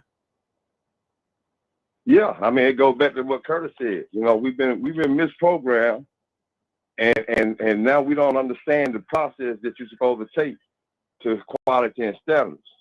We don't understand the steps that you're supposed to take for a quality relationship. We don't really truly understand what we need to make a successful relationship or marriage. So sometimes actually we have Mr. Right and Mrs. Right in our faces, but being that they don't give us what we want, or they don't have the things that we want, we give up the fact that they have all the other things that we need, which may be like just pure love, support, respect. I know some women that passed up men because they wasn't working with a monster. But they had everything else in place. But they just could not deal with that miniature pen. It was too little. They just can't see themselves living. Now I'm hearing women nowadays, and I ain't just talking about young women, I'm talking about older women.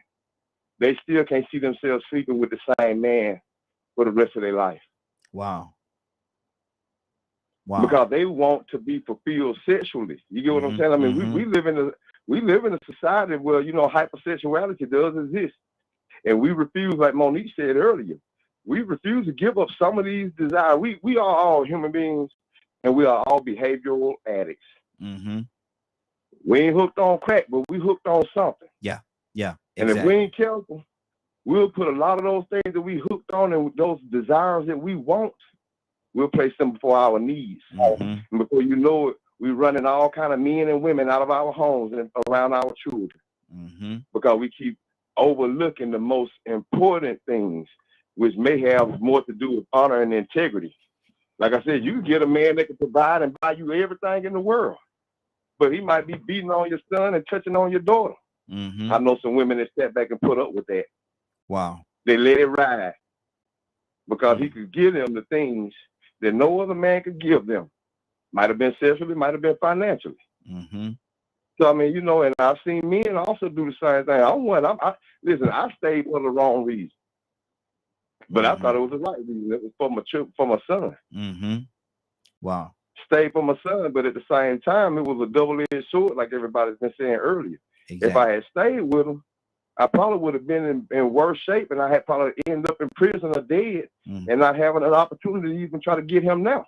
Exactly. 30 seconds we go. Based off the atmosphere that I was in, and also based off of what I settled for. See, if I'd have nipped everything in the bud and stood by my standards from the very beginning, then I probably would have never had a child with this woman. But I lowered my standards and settled. So, standards are something that you're supposed to have, but at the same time, don't put yourself so high up on the pedestal to where you feel like you deserve more than you deserve, because a 6-figure or 7-figure man or woman, believe me, they got a whole lot more options than you. Yeah, exactly. And if you ain't got your stuff together, then you on the bottom of that totem pole.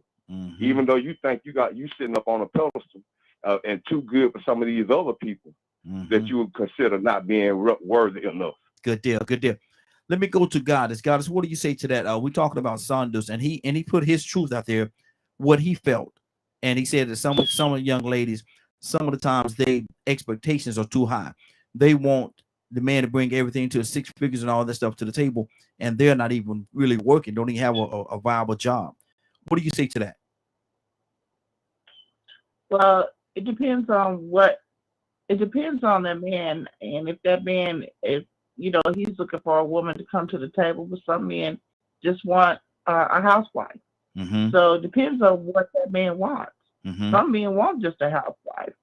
Some men want a woman that is bringing just as much to the table as he is, and that's what he appears to me, is that he wants somebody to come to the table with him. Now, I always looked at it in both perspectives, because I've been a housewife, but I've never got a chance to just be a housewife. And my idea of a housewife is that if something happens to you, I still got to be able to carry on. And so I can't just be a housewife. And plus, I want to be able to be someone who compliments my husband in whatever I do. That's good. That's good. Ibrahim, what do you say to that? What do you say to that, brother? Do you think? Well, I think that it seems like to be a competition between men and women. We all asking for the same thing at different rates. But be honest with yourself. Suppose you just want good sex and companionship. Somebody you can laugh with. So be honest. But be honest with yourself, it's gonna be temporary. I had to tell a couple of my granddaughters about that and everything. Be honest with yourself. Go out and have fun, but don't get twisted. You want to try to turn into a marriage or relationship. And if you're really looking for a relationship, that's an ugly word now, relationship. Man, that's toxic. But if you really want to have fun, go and have fun and go and do it. You know what I mean? And if you really want a relationship, be able to offer the same thing. It's a 50-50 kind of love. Ain't no 60-40, 30-40, man supposed to do this, woman supposed to do that. Hey, if she's making that kind of money to support our lifestyle in our house, I ain't got no time watching dishes or cooking. I'm good at cooking. That don't mean I ain't got to have my own job. You know what I'm saying? Don't put everything on me, because that's the way society at this time pays where it's supposed to be. It ain't nothing wrong if I want a woman that got money, because I learned a long time when I was young, driving truck across country was a project. That's all I wanted to see project, because I had a little money in my pocket, and the project women understood that. But when I got older, if a woman didn't have something going on, her own house, her own business, her own car, a good job, I ain't had no time for them. You know what I mean? And it's easy to deal with women that have substance in life, and a woman don't have nothing. They're not accustomed to having things. You know what I mean? Ain't no such thing as too much wealth. And I noticed that in some cultures, especially usually some of the older white cultures, a woman can be wealthy. Another man can be poor and be nobody, right? And she would treat that man with so much respect and take him out, dress him up, and hand him out, and had no problem with it. For some reason in our society, if a man ain't got this, a man ain't got that, and you know what? And that's what you want a rich man, keep looking. Because rich men on high competition. You stand along with thousands of them looking for that same rich man on TV, preferably white, just like in church, the white man stand in front of you, and that's what you want. But you can't have a man back. You want a white man, a different culture, right? So am I hearing? I got to slow down a little bit. Anyway, am I hearing you say? Because I got to control this bike. Okay, got it. I got you. I was going to throw another question at you, but Cassandra, what's on your heart? Saunders was talking about a lot of time these women, and he spoke about the women. He said, he has a certain amount of money, but he said a lot of time women, they want a six-figure man. They want a six-figure man where they 2 or 3 different kids, ain't really working on welfare or whatever. He seemed to think that they're putting their expectations too high. Cassandra, what do you say to that? Well, I mean, I'm not saying so much they're putting their expectations too high, because it happens. I mean, I know people that, she had nothing and he came in, but to me, it's about 2 people that find each other, that want to build together. Because when I met my ex-husband, he was working, minimal wage job, and I was teaching school at the time. I believe teaching school then. Yeah, I was teaching school at the time, and when we decided to come together, we knew that we wanted to be together. We wanted to build, and he wanted a business. So what we did is we saved up the money for him to start his business. We bought his first truck, and we went from there. And he built, that truck, that trucking business. I think he ended up, I think he had about 5 trucks when, at the end of our relationship. But we built that together because we loved each other. I wanted to see him attain what his dream was, which was to have his own business. So it's all about, and I didn't have any problem with making more money than him. None of that mattered. I don't care about stuff like that. Yeah, exactly. Do we have the relationship, the chemistry to build a strong relationship? And that's what it was all about. Absolutely. Even though he cheated at the end. And so what I'm hearing y'all say, it has nothing to do with what each other's bringing to the table, as long as you all are willing and able to pull whatever y'all do have and put it together and move forward in a positive direction. It really doesn't make a difference. Okay. Yeah, it doesn't. Yeah, but that other stuff doesn't matter to me. It's about wanting to build something. That other stuff just complicates it. Yeah, because even the sex part, if you know what you're doing, two people can make it work. And especially nowadays with all this stuff out there, you can find something that will make it perk up or do what it need to do. Wow. Do what it do. Badger, what's on your heart, bro? We got a choir singer. She got a choir singer. Exactly. Badger, what's on your heart? Tucson, coming to you next, brother. Badger, what's on your heart? Trying not to laugh too hard. I mean, Cassandra's got a good point. I mean, I never understood the concept, even growing up, of putting, like, I guess I paid attention at an earlier age of, hey, this girl looks hot, I want to be with her. And then after that first experience, I'm like, there's something wrong with this concept. This person wasn't very good. And then from there, I just kept thinking about that ideology. Like, they can be the most beautiful people on the planet, and a lot of times, what's beautiful to you ain't gonna be beautiful to somebody else either. So, like, the whole concept of want versus need, I think, is a conversation each human being needs to have before they even start a relationship. So they can actually have a discussion with the person that they're going to be with and go, all right, I'm only with you because of your looks or, whatever reason it is. So that way there's no, just don't lie about it. Yeah.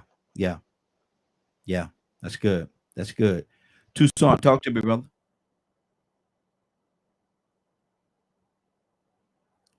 Tucson? I'm sorry. Yes. You say what's on my heart? Yes, sir. I can't think. I thought about something when y'all was talking. Cassandra. Hello, good morning. I am not talking. I'm not. It's too early. Wait a minute, no. Let me back up.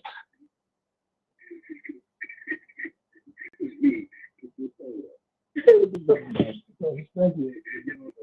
don't know. I'm just saying, these young fellas, they taking them blue pills. Tucson, come on, man. I mean, oh Lord. He like Tucson, like he all the way across the room from the phone. I can't halfway hear him. Talk about adult matters that are really realistic. Lord Jesus. I'd be like, don't you dare go to somebody's house and open their cabinet, because you ain't gonna know. What does that mean? You be like, you want me to compete with that? Lord have mercy. Tucson. I'm going to put you in the Go corner, in the brother. corner. Yeah, please go. Go to the corner. Just go. I mean, he's got a point though. I understand exactly what he's saying. He's being real. He's being real clever how he's saying it. But I know exactly what I have to because we grown folks. Yeah. Let's see. Huh? People like. Hey, Tucson, your volume going in and out, brother. Oh, wait. I said people like pleasure. Mm-hmm. And some of our pleasure items have batteries in it. Tucson, go, man, listen. You be like, shoot, let me go to my house. Mute. Yeah. Tucson. I'm going to the corner. Look here, I gotta put something back on this thing here. Willa. Hey, Joaquin. Hey, good morning. Good morning, Willa. I think we need you right now, sister. I think we need you right now. Good morning, Chloe. Good morning to you, sis. Clean that up. That's all I'm gonna say. Clean that up. Yeah, we got. I'm with Cassandra. Put him on mute right now. He goes to the corner and then put them books in his hand so he can hold them for a while. Yeah, Tucson went out there that time. Well, woo. But Willa, do we know what we really want, though? And we're talking about mature people, mature adults. We go out there, jump from relationship to relationship all over the place. Do we really know what we want? Do we really know what we're looking for? Because we're going to jump into our topic, which actually lines right up to what we're talking about right now. But tell me about that. You know, that's funny, Raheem, because I think each individual, man or woman, have certain expectations that they expect in a certain woman or a certain man. And then the relationship that they go into, and this is not everybody, this is, some people. And when they go into it and the relationship doesn't turn out, they're still looking for the same kind of woman. Mm-hmm. And they don't realize that you got to change something because maybe your expectations are too high. Maybe they're too low. I don't know. And I've always said this, because you have male parts does not make you a man. Come on. So what are we looking for as a woman? What am I looking for in a man? I'm looking in a man that's going to love me for who I am. And it's just like what Cassandra said. We're going to build it together. You know, it's not about if I make more than you or you make more than me, because maybe something happened in my man's life that I know that he has the potential to be something, but I know whether he's going to be lazy or a user. So I'm just saying, it just depends on the expectations of the individual and what you're going to go through. Cassandra said it all. She just nailed it all, Raheem. So I'm exactly with what she said. Good deal. That's on my heart. Rico, talk to me, brother. Yeah, I agree too. And actually, I have been thinking earlier about going in that direction. And it made me think about that when God had said, I want a man's man. Mm-hmm. But, like I said, in this generation that we live in, what is that definition? It sounds good. Well, break that down. Mm-hmm. Because when you start realizing that what these women consider a man's man, it's a man this is most likely a man that was raised by a woman. I wonder how good of a job she did. I'm starting to recognize a lot of little ginger males around her. Mm-hmm. I call them men that respond and use tactics that women use when they talk and debate and want to get their way. We all are different to a certain extent, and women have certain things that they use for persuasion, or they might say certain things to get you to agree. Certain things that they say in arguments, debates that you never heard men say to each other, but now you're starting to hear these men say these things. But what is it that you're looking for? What is a man looking for in a woman? You mentioned that about the butt hair and the baby hair and the big butt and this and that. We have to admit that we are some very superficial people, and when you look at what's going on, when you look at what's going on in today's society, not just in relationships, but just the disorder period, all the way around the board, you start seeing that we live in a society full of me people. I got to have this. I got to do that. You know, when you talk about the men are chauvinistic in the way they think about it. And then when you start talking about the women have this newfound queen concept that everybody is a queen and everybody is a black girl magic. You get what I'm saying? I mean, it's unconditional loyalty that we supposed to just be worshipped and we ain't never supposed to be chastised or we ain't never supposed to be corrected. You know, it's this whole atmosphere is so different, but then you still hear people say, I want a man's man. I want a real man. Man, listen, I had to break it off with a woman that had a constant habit of trying to tell me what a man like. And I'm a man. Yeah. So one of the big blow-ups, man, it's crazy. We was talking about faking it in bed. She told me that it was best for a woman to fake it in bed because she always realized that you have to stroke a man's ego. And a man puts his ego first. I said, yeah. I said, but you're going to lose out. Imagine doing that for 10 years. So she kept on trying to justify. So I came back and told her, I said, well, listen, I said, I'm a man. I'm going to tell you what's really going on. Our egos are so big that if you tell us we ain't doing our thing right, we're going to start trying to find out what we need to do because the last thing we want to find out is that we terrible and sloppy in that bed and we ain't pleasing our woman no more. Exactly. Especially if we love her. I said, so the best thing you would be to do would just be to keep it real so we would know better. I said, because if you got a man thinking he the best you ever had and he ain't did nothing and ain't lasting but 30 seconds, but oh, Big Daddy, you the best I had. Ooh, well, he going to think, hey, I got her whooped. She can't take this. It don't take me no time, and I got her legs shaking. No, you faking. Exactly. But he ain't gonna do no more than that. Why should he make that effort? Keyword effort. You know what I'm saying? I mean, we people have to be honest. You have to give what you expect. You know what I'm saying? Do people the way you want to be done. Don't get with somebody and deceive them, and you don't want that man to deceive you. But that's the mindset. You know what I'm saying? We have all these rules and stipulations and tactics and tools that women learn to go into relationships now. All these little tests. Get your friend to call him on three-way and see if he talk about you, girl. Now, guess what? I'm knocking your friend down and you mad. Exactly. You know, so it's all these little things. Everybody, it's not natural anymore. And people have the wrong desires. They have the wrong requirements, the wrong ambitions. They're going out looking for the wrong things. Okay, hold on, Rico. And they actually tricking themselves into some bad situations. Okay, got to keep it moving, brother. Got to keep it moving. Stay right there because I want to come back to that when we get to our topic of the day because that's a part of what we're talking about. But right now, let me go to Rosalind. Rosalind, good morning. How you doing this morning? Good morning. How y'all doing? Hey, doing good. Good to have you, sis. We're talking about relationships, adult relationships. Do we really, as adults, as mature adults, do we really know what we want in a relationship? That is. Oh, I would call it my Rico, huh? I mean, I know what I want. I mean, a lot of people don't because, I mean, you have to know yourself first before you even jump into a relationship. That's just my opinion. You have to know you because I want somebody like me.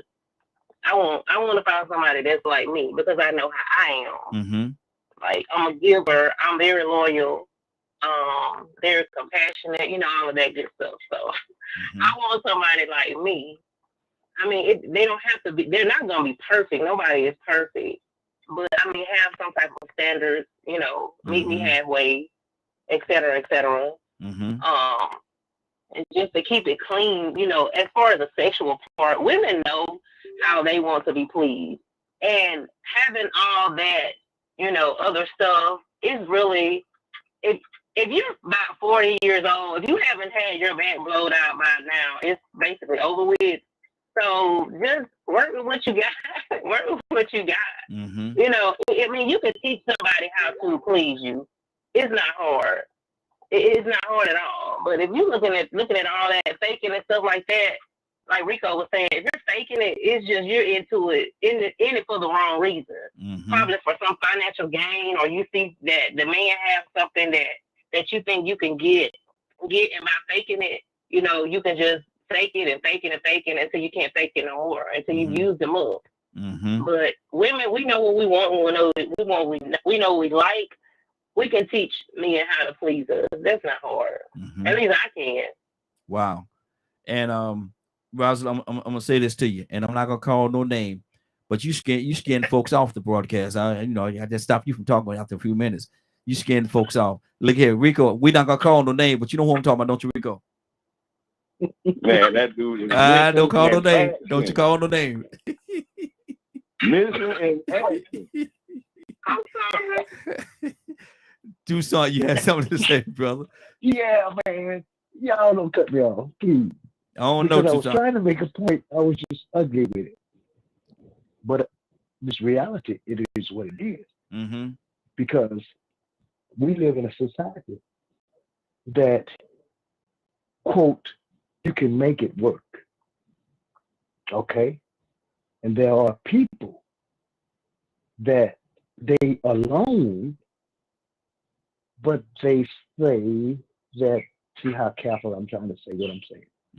They say they have needs.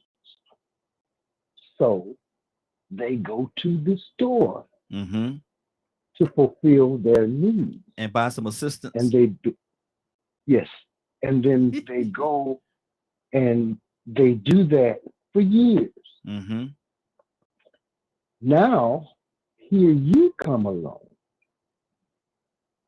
and they still want to fulfill that pleasure. And you're not up to par in that area. So basically, you're saying you wake up in the middle of the night and she taking the trip without you. There you go. or you are there trying to do the best you can, but she call it Mr. Lewis. You just can't do it like Mr. Lewis. Lord Jesus. God is Y'all gonna put me in the corner. I keep trying to get out the corner. But I'm just trying to, I know that but this is reality. Yes, sir. I mean, really. Absolutely. It's really reality. Because people have a tendency to, it's been said, they want, not need, want. And so they've been wanting for years. And here you are, a person that they really need. And they try to compare the two. 30 seconds. And their wants outweigh their needs. That's all I'm trying to say. Good deal. Good deal. Good deal. Goddess, what's on your heart? We've taken a turn, Goddess. We've taken a sharp turn to the left. What's on your heart, sis? Goddess, you there? Goddess may have stepped away for a second there. I'm real hesitant, but I got to go to my sister. I'm real hesitant because they don't tell her what she about to say. But Cassandra, what's on your heart? No.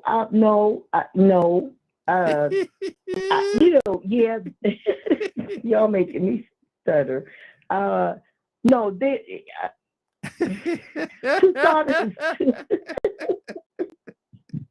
No, for real, I'm trying to say something. Tucson is right. There are people like that, unfortunately. But please, and I'm not trying to be a fuddy-duddy, and I'm just saying, as a Christian, I don't believe in that. I don't believe in using artificial nothing. Nothing. If you ain't getting the real thing, then, and I'm talking about in a marriage relationship, you ain't getting nothing. And I'm going to say this, and I say it loud and proud. September will be 23 years celibate with nothing artificial, nothing, no masturbation, nothing. And I'm good. So for women to keep talking about what they can't do, and I got to have it. No, you don't. You want it. It's like, now that part of what he said is true. It's what you want. It's what you want.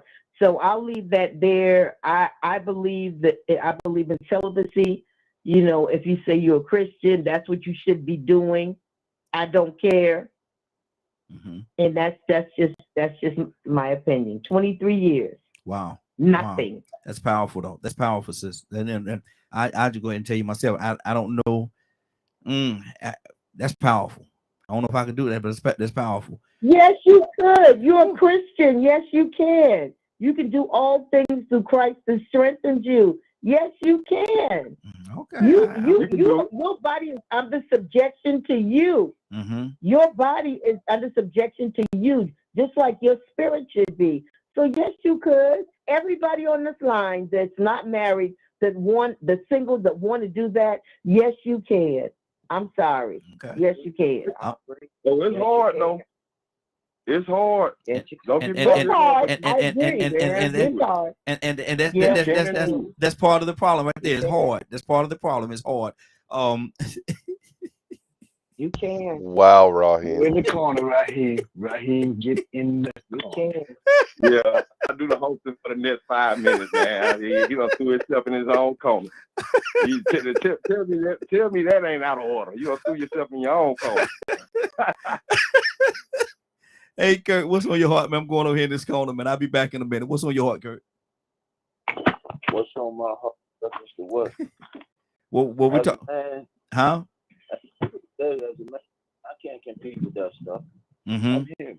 I'm here. Stuff that they got coming out. You good? Have you seen some of the stuff that they got coming out? Ain't no way I can compete with that unless you're an alien. Man. And then here's the crazy thing, right? Y'all don't think I'm fool for saying this, but stimuli could be a gift and a curse. You understand?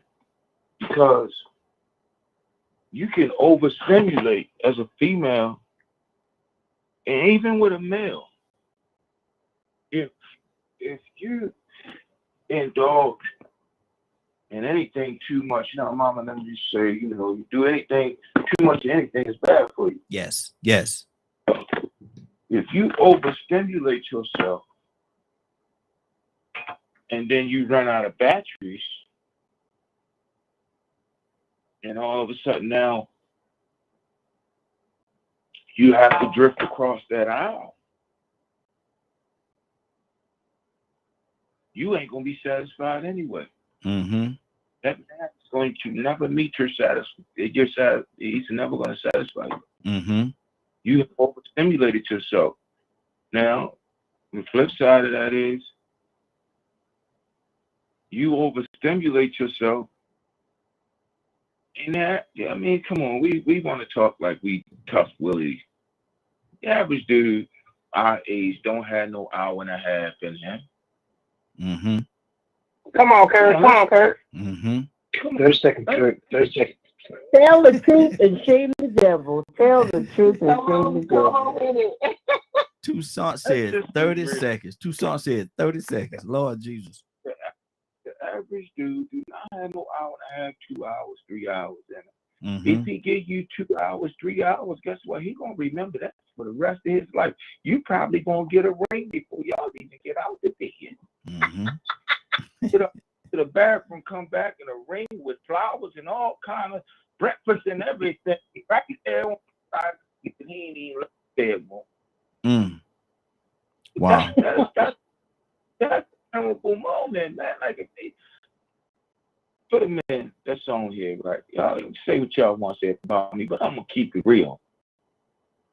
The times where you have given a woman 2 to 3 hours of your sexual exploration, I guarantee you can tell me her first name, her middle name, her last name. You might be able to give me her last period number. Credit card number. Lord Jesus. Let's just keep it real. Yeah. That was experience for you to remember. God gave you that experience, be it might have been wrong, but God gave you that experience for you to remember for a lifetime. Because that's not normal. Come on, man. That's not normal. The other thing is, you ever thought about this? Give your wife 2 hours, 3 hours. And it's not something that you for those of us who are big time studs, we can run that. A horse don't even run 2 to 3 hours. Mm-hmm. But give your wife 2 to 3 hours, and I guarantee you, somewhere in that race, you're gonna run into some infidelity issues. Cause she's gonna start wondering, hold on now, what's wrong with me that you can't get off in 30 minutes? Mm-hmm. What's wrong with me now? If ain't nothing wrong with me, who you giving that thing to when you ain't giving it to me? Because every time we land down, boy, your sack empty now. So where you emptying that 30 sack seconds. at? Mm-hmm. With what? Mm-hmm. And then Wow. lastly, I'll say this. I was involved with a girl. I used to be one of those that, I would try and stretch that thing out, as much as I could. And one day we was having an honest dialogue. And I knew something was wrong with her. So I'm like, hey, what's going on? What's wrong? She's like, I really don't want to talk about it. And I'm like, oh, now, come on, let's talk about it, because this is affecting us. You know what I mean? Let's talk about it. And she said to me, Kirk, sometimes I just want a quickie. And I'm like, I'm thinking I'm the stud of all studs, because I'm going up in here, I'm representing for every man in America. Just sometimes I just want a quickie. I said, wait, what? Yeah, sometimes I just want to feel like the animal in you done attracted to the animal in me, and it's just been so blissful that you just couldn't hold it. I said, wow, because I had never heard that before. Mm-hmm. So, wow. Corner. Yeah, let's put me, put Curtis in the corner. Yeah, Curtis. I Curtis. going to the corner too. Curtis, you've been nominated to the corner, brother. Make that trip. That's what I'm gonna go willingly with my 45 minutes. I'm gonna go willingly. Willa. You're my hero. You represent every man on the panel. I love you. Hold on, let me go to Willa. Willa, what's on your heart? I'm glad you came to me. Mm-hmm. Because, the honesty that was in that conversation, I would have liked to know, could he handle it after she said it? Because that's what happens a lot of times when you talk about sex between a man and a woman. And, I'm not saying it because I'm a woman, but when it comes to sex, men egos are stroked. Mm-hmm. So when you tell them a certain something, it does change something about this, the way they do things. Mm-hmm. So how did he handle that? Did he take it personal, or did he look at maybe she wants something spontaneous? So it's just something to build the relationship, not tear down. And a lot of men look at that as a tear down. So that's why I wanted to, I'm glad you came to me, because I want to know how did he handle that? Did he look at it as something negative or positive? Because when your woman tells you something, it's not to tear you down, but it's to, in most relationships, it's to build you up. Yeah. Because this is what I want. I want to be spontaneous. I want, because as you grow and get older, you don't want to become a habit. Mm-hmm. You don't want to become, okay, well, it's 8 o'clock. Okay, you ready? No, come on now. You want to keep it exciting. I don't care how old you get. You know what I'm saying, right? I'm talking about, you know what I'm saying. Boy, that corner gonna be full today. Boy, that corner gonna be full over today. I can't believe Willa gonna be in the corner. Willa get it. I can't believe Willa gonna be in the corner. Hold on. You've been listening to DK ain't ready. Signing off. I cannot believe. I'm gonna take over the hosting duty. The most non-Christian person on hosting the Christian radio broadcast. Boy, I tell you, boy, Rico, what is going on this morning, man? Hold on, let me see if we get some hope back in us. Let there be hope, more hope, no dope. Friday. Good morning, sis. How you doing this morning? How you doing? Doing good. Center yourself a little bit, Friday. Come to your right. You're right. A little bit more. Right there. Perfect. Now I know you've been listening to the broadcast. What's on your heart, Friday? Talk to me. I just jumped on, so I don't even know what we're talking about today. Oh Lord, it might be a good thing you just jumped on because I'm thinking they are going in. Today ain't even today Monday. It's not Wednesday yet. Boy, I ain't no telling where we're gonna be on Wednesday. But we're talking about relationships, and in relationships, do people, adults, mature adults, do they really know what they want in a relationship? And they also they veered off. I don't know if you want to touch on this now, but they veered off about sexual satisfaction, talking about toys and all the different things of that nature. And then they said that, once a lady started indulging in those activities with those toys, that she take herself to a height that sometimes her spouse cannot take her to. What do you say to that? Ooh, that's a lot. Addressing the first part in terms of adults knowing what they want in a relationship, I think that by definition of adults, if we're going to say like 18 or older, in the initial part, I would say no. I don't know that most people enter into relationships knowing fully what they want. They have an idea. Mm-hmm. And those ideas are a lot of times influenced by what they've seen or what they think they should have versus spending time with themselves in a way to really know what they want. Mm-hmm. Now, as that leads into sexual gratification, I think that it could go both ways. I think that for some women, they do discover new things about what they enjoy sexually as they proceed to do self-pleasure. Mm-hmm. And then hopefully they can communicate that to their significant other. Hopefully that significant other is their husband, because that would just be so much wasted energy and time to train somebody that has no commitment and that could go off and go make somebody else happy. I would be upset about that. However, you want it, it's Monday, this is what you asked for, so you're going to get it. Boy, that corner hold on, y'all. That corner. Is it impossible for a man to do it for a woman? Not without communication. Lord Jesus, boy, look here. That's a busy corner this morning. That is a bit. Ibrahim, what's on your heart, brother? Yeah, we all talking this grown folk talk, right? Mm-hmm. But we ain't talking about the 800-pound gorilla in a room for men over 35. Mm-hmm. That's ED. Mm. Now, I'm of opinion that if you don't use it, you lose it. You know what I mean? You got to use it.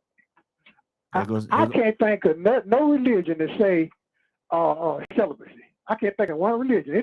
And in the Hebrew religion, the Old Testament, it tells a man it is better to I'm gonna say this right going to the corner. You going in the corner? You going in the corner? Than to ejaculate on the ground. Mm. You know what I mean? I mean that's what it says. That's where it says it in the Old Testament, right? And as far as the woman being celibate, it's a biological problem with celibate women. You do have a certain problem. You have a problem being over hyped, right? But being celibate. You know what I mean? I mean, like a guy coming out of jail with 20 years, right? You know what I'm saying? He's been celibate 20 years, right? When he come out, man, if he make it past 30 seconds, I would give him an award for being long term. You understand? Let's be good. And another thing is ED, 800-pound gorilla in the room. Now, me and my wife, we met. She was one of the most exciting sexual. I thought I married. She could handle business. And I was like, Ibrahim. Okay. Ibrahim. Anyway, she appreciated my Ibrahim. Okay. Let's stop right there, brother. But, you're taking a turn. Now I have ED, right? It's been like some years. I've been forced to. Mm-hmm. You know what I mean? Even some of the most, every once in a while, I can get stimulated with Ibrahim. Like, Ibrahim. wow, Ibrahim. I'm gonna have to mute you, Ibrahim, because you ain't gonna stop, brother. You putting the information out there, man. You putting a lot of Rico. Talk to me, brother. Oh Lord Jesus. Yeah, man, I'm gonna try to bring it back a little bit, man. You know, I ain't gonna join the corner with y'all, man. But you know what it is I'm sort of thinking about the lines being blurred between needs and wants. Mm-hmm. You know, and Yeah. I can give you an example. I was dealing with a woman one time, had 2 young sons, and me, I'm the type of person that if I'm gonna come around, you and your children gonna be around, at least I'm gonna try to have a conversation with them, so they don't think I'm just there for one reason, because you know I know they little boys, and she might have other guys coming around, and ain't no telling what they hear.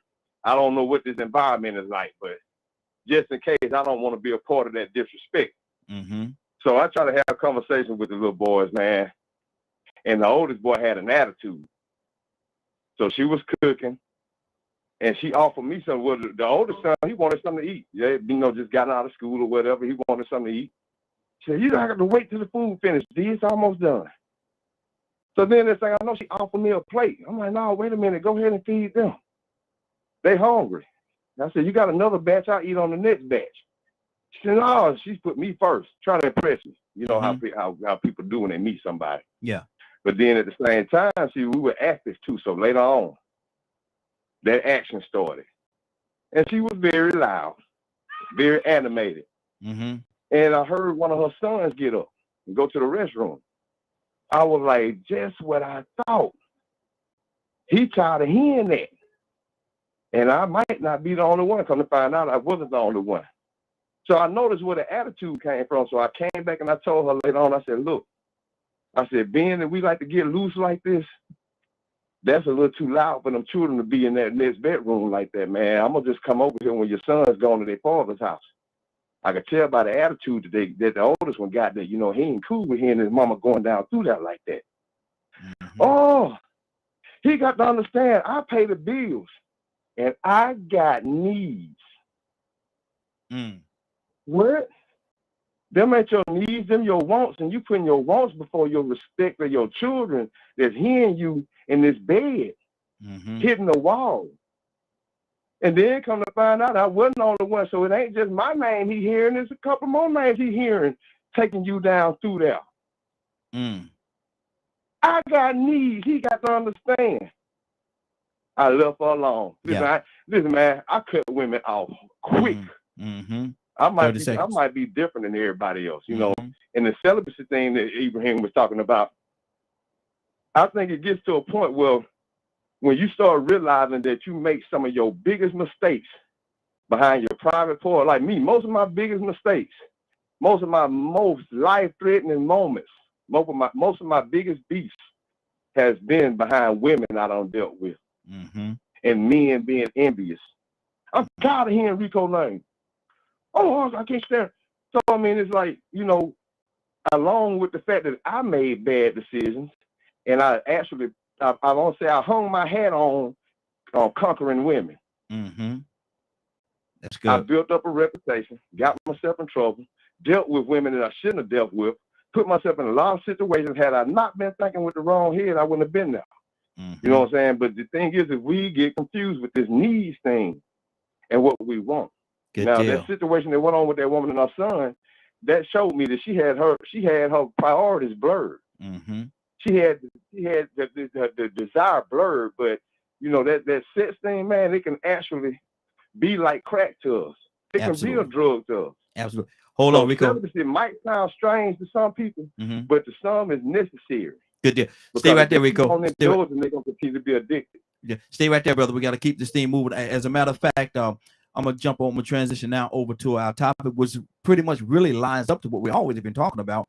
But the topic of the day is I want you, but I don't need you. I want you, but I don't need you. Cassandra, what do you say to that? If you're in a relationship and you have to avoid skip me. I mean skip me on this one right here. And just let me listen for a while because I have no answer for that one right now. Okay. Goddess, you back with us? Goddess, are you back with us? Yeah. Okay. I'm with you. Yeah, I called on you. I called on you a couple times, and you didn't respond. So I figured you had stepped away for a minute. But let me ask you this question: if you get to a point in a relationship where you have to say this to the person that you're dealing with, I want you, but I don't need you. Where is that relationship?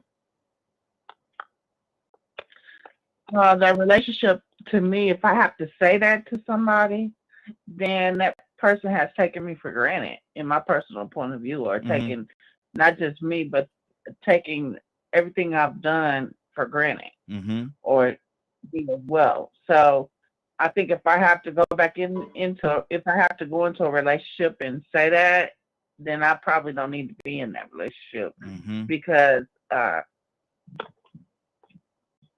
think, again, at a certain age, everybody wants to be wanted. And I wouldn't want to be with a man who doesn't want me. I would want to be needed as well, but I don't want to be needed, because that's all you need from me is just one thing. So I'd rather be wanted than needed. Because as a total package, if I'm coming to a total package, and maybe I'm not getting this correctly, but if I'm coming with a total package, then I'm bringing something that you're going to need anyway. That's good. That's good. Let me go to Rosalind. Rosalind, if you're in a relationship with someone and you have to say those words, I want you, but don't get it twisted, I don't need you, is the relationship in trouble? Yeah, and just to add behind that, I want you, but I don't need you. Get OUT out. Wow. You can go, take your bags, and do it. Yeah, that part. Let me guess. Let me guess. To the left, that type situation, huh? Yeah. I mean, I'm just being real. I have to speak on my behalf. So I'm very independent. I mean, I'm sorry. That's just the way my mom raised me. But you do have men that will come in and say, oh, she needs me. No. I mean, I want you, but I'm not going to lower my standards and jump over hurdles or be in all this drama, etc., just to say I have a man. No, it's not that serious. I don't want all that negativity in my life. So yes, I want you, but I don't need you. Goodbye. That's it. Wow. Once you get all of me, and I have put 100% to try to make it work, once it's over, it's over. And every guy that I've ever been in a relationship with, they always come back and say, you was the best thing that ever happened to me. So, I mean, I can't go back. I can't look in the rearview mirror. I got to move forward. So if you ever hear me say that, it's over. I'm sorry. Done deal. Done deal. Willa, talk to me. I want you, but I don't need you. Yeah, Raheem. I was in a situation like that in my first marriage. I was really young, and my husband, he was from the South. He was from Greenville, Mississippi. No, Greenville, Natchez, Mississippi. And he was the oldest of 7 brothers. Cut it short, he really didn't have a man in his life, and he came up into the city, and he hung out with some city boys, and they taught him certain things that he shouldn't have learned. But we got married at 25, and so during our marriage, there was infidelity and all that other stuff, and I took him back on some occasions. But when I finally made up my mind, I remember on Mother's Day, and he came back with some flowers, and he said he wanted his family back.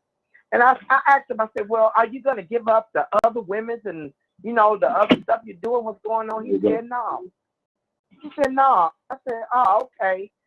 I said, you know what? I love you, but I can't go through this because I know I'm worth more than that. When you know you are a good woman or a good man, you don't have to just accept anything because you want a person or you love a person. Exactly. You have to love yourself first. You have to love you first, because I don't want to live a life with a person that I'm unhappy with. I'm only in this life for a short time, and I want to take each day with happiness. So yeah, Raheem, I've been there. And I got out of it too. And now, even though I still loved him, he was my first love. I had my baby at 15. We was in love. Mm-hmm. I was depressed for a while, but life went on. And I'm so glad. I just thank God that I went through that because it got me where I am right now. Absolutely. Absolutely. Man, I like that, Miss Willie. Yeah.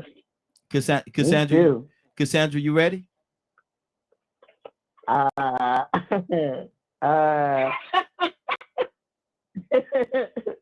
Well, no. I mean, mine is really simple. I'm by myself, not because I have to be, because of course, of course, men hit on me, but I'm very protective of myself, and I'm not going to settle. I really believe that my last years, because I'm 63, my last years are going to be spent with somebody that loves me with the love that I'm for him, and we're going to make each other happy. At this point, I'm hoping that he is ready to travel and live life. So I want somebody, but I'm not going to lower, just like with Willa, and I think Rosa, I don't have to lower my standards to be with somebody. Yeah, exactly. I don't, and I realize that. For years I did anything just to have somebody around, but I realized I'm worth more than that. Absolutely. I'm worth more than that Absolutely. to God, and I'm worth more than that to myself. Absolutely. Yes, ma'am. Come on now. Tucson. What's on your heart, Don't brother? bring Tucson behind me. I got to, Cassandra. I got to. It's by design, sis. I got to. Tucson, go ahead, brother. Wrote a song, and he said, "Hey, Tucson, we can barely hear you, brother. You're real low." I'm sorry. Smokey Robinson wrote a song. I think it was Smokey Robinson. I know he sang it. He says, "You really got a hold on me." But the lyrics of some of the lyrics of the song say, "I don't like you, but I love you." You know, and I'm always thinking of you, but you treat me bad. Oh, you really got a hold on me. I wish I would. I wish I would. Cause I ain't gonna let you treat me bad. There's some relationships, and y'all didn't think I could get serious. I can. Just don't want to. Laughter is medicine. You don't know how sick people are. So in my position or whatever, I just like to have fun, and I'm like that all the time, no matter what. But I got good sense. I really do. But I ain't gonna let nobody mistreat me. There you go. And this conversation goes, it's really, I know we've went in some areas that it seemed like we say, okay, let's everybody get in the corner. But these are things that really need to be talked about. Absolutely. This is life. This is life. I'm talking about reality of the in and outs of relationship. Y'all didn't think I had any sense to. I really don't. I do. And Joe said, I really don't, but I ain't gonna let y'all know it. But here's the thing. People say that the people fall in like all the time. I didn't say fall in love. Fall in like all the time. But they wind up with a person that they get treated bad. Well, I like you, but I don't need you. I'm not gonna put up with you stalking me. Got your friends monitoring my life. I wish I would. I'm not having it. And matter of fact, yeah, well, I'm just gonna have to tell you, 3 minutes plus. Oh Lord! See, you were doing good. I was about to bring. I was about to bring you out the corner. Y'all thought y'all was gonna be all right with me too, so really making sense. No, I ain't gonna go there for her. I like to, I like to think crazy. But really, we need to talk about some of this stuff because some people, they like a person or they love a person so much that they're willing to risk it all, even their children. Absolutely. You better stop that. 30 seconds. I'm out. Badger, what's on your heart, brother? Is there a specific question? Same topic.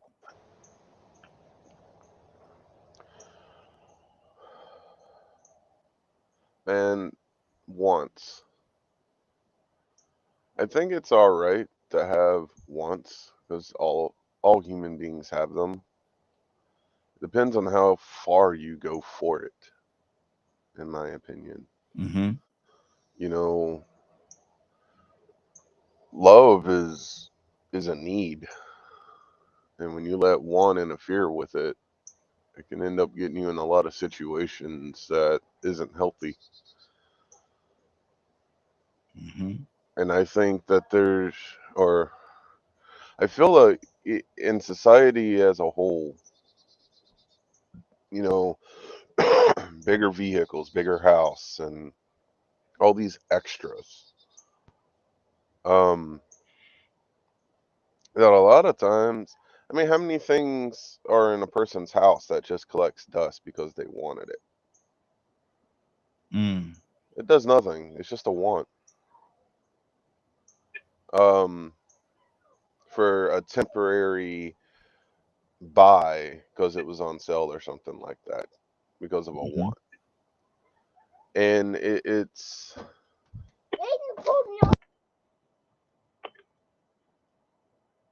okay. I think Badger got a little something going on over there. Let me go to Friday. Friday, what's on your heart, sis?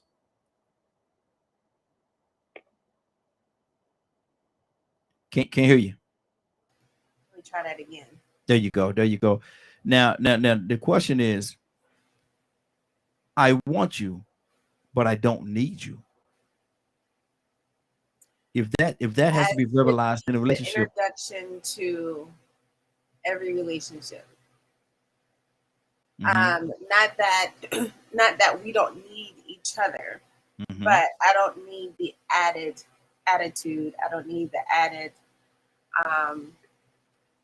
anything in a distractive way. There are going to be things that we have to go through, especially in a monogamous relationship of significant others.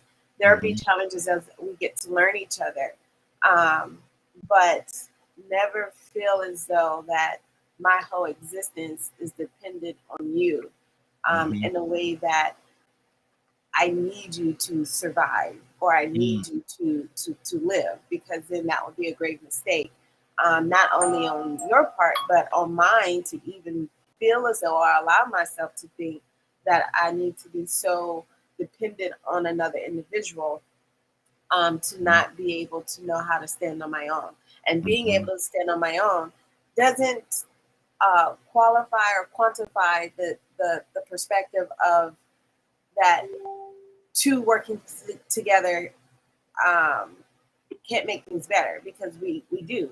Even the word speaks about when, two more are gathered, not only is Jesus present, but even in solving problems, right? Having another mind to bounce things off of.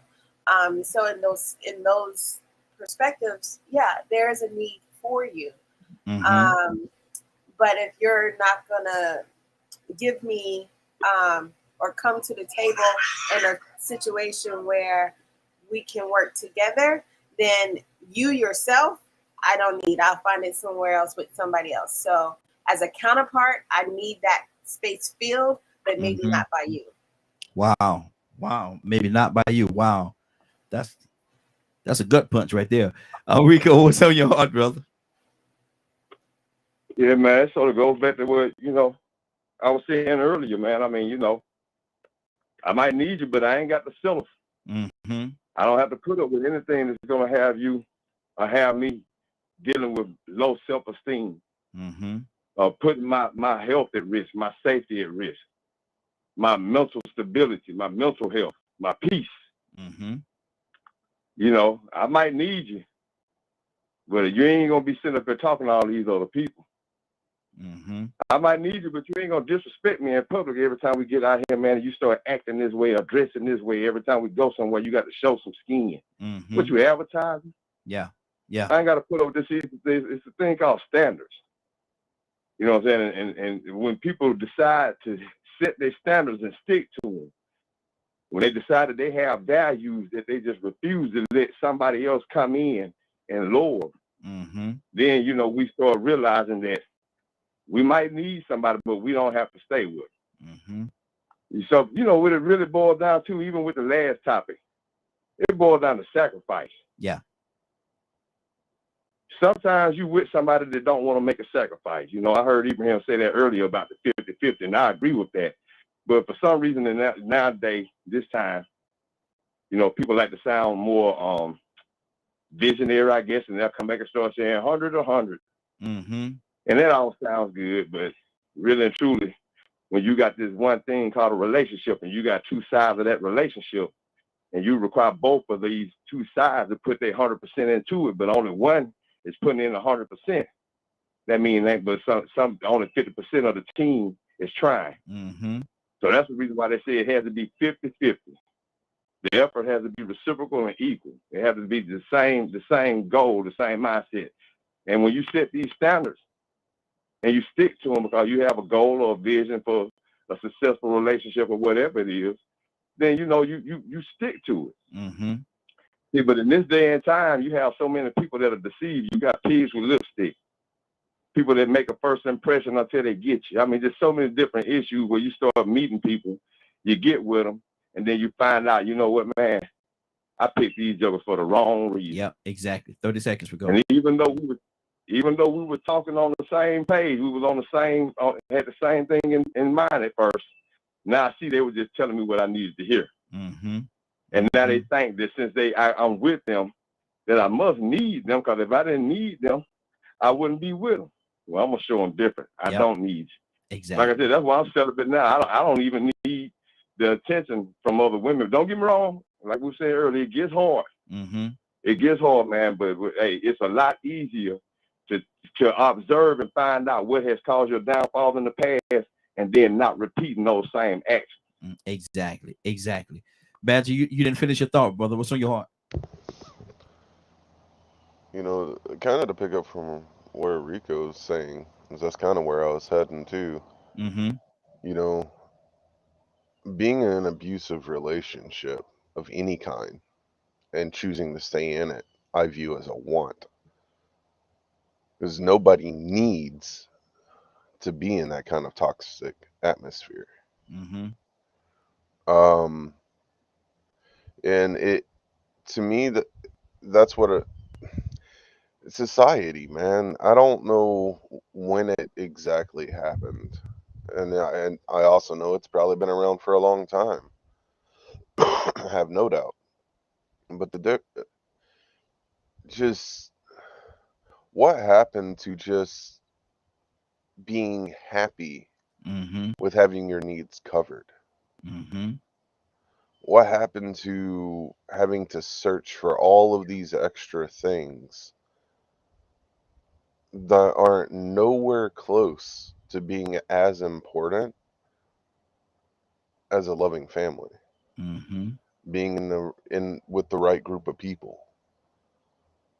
You know, how many people are truly happy being able to get everything they want, but they don't have what they need?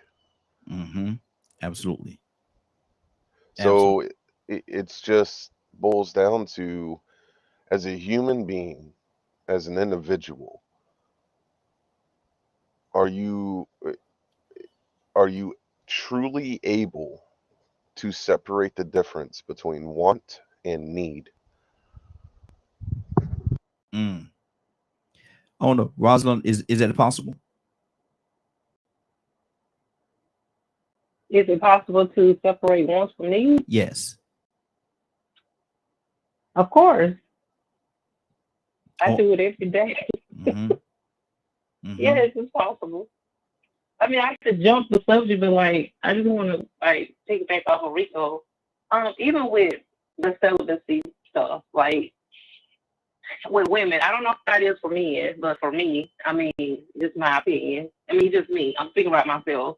You have to watch that because even with doing that, you can like fall into, I don't know, like interfere with your mental health sometimes. Because even with me, like men compliment me now, and they be like, "You are so beautiful," and I'm like, "Okay, I don't see that."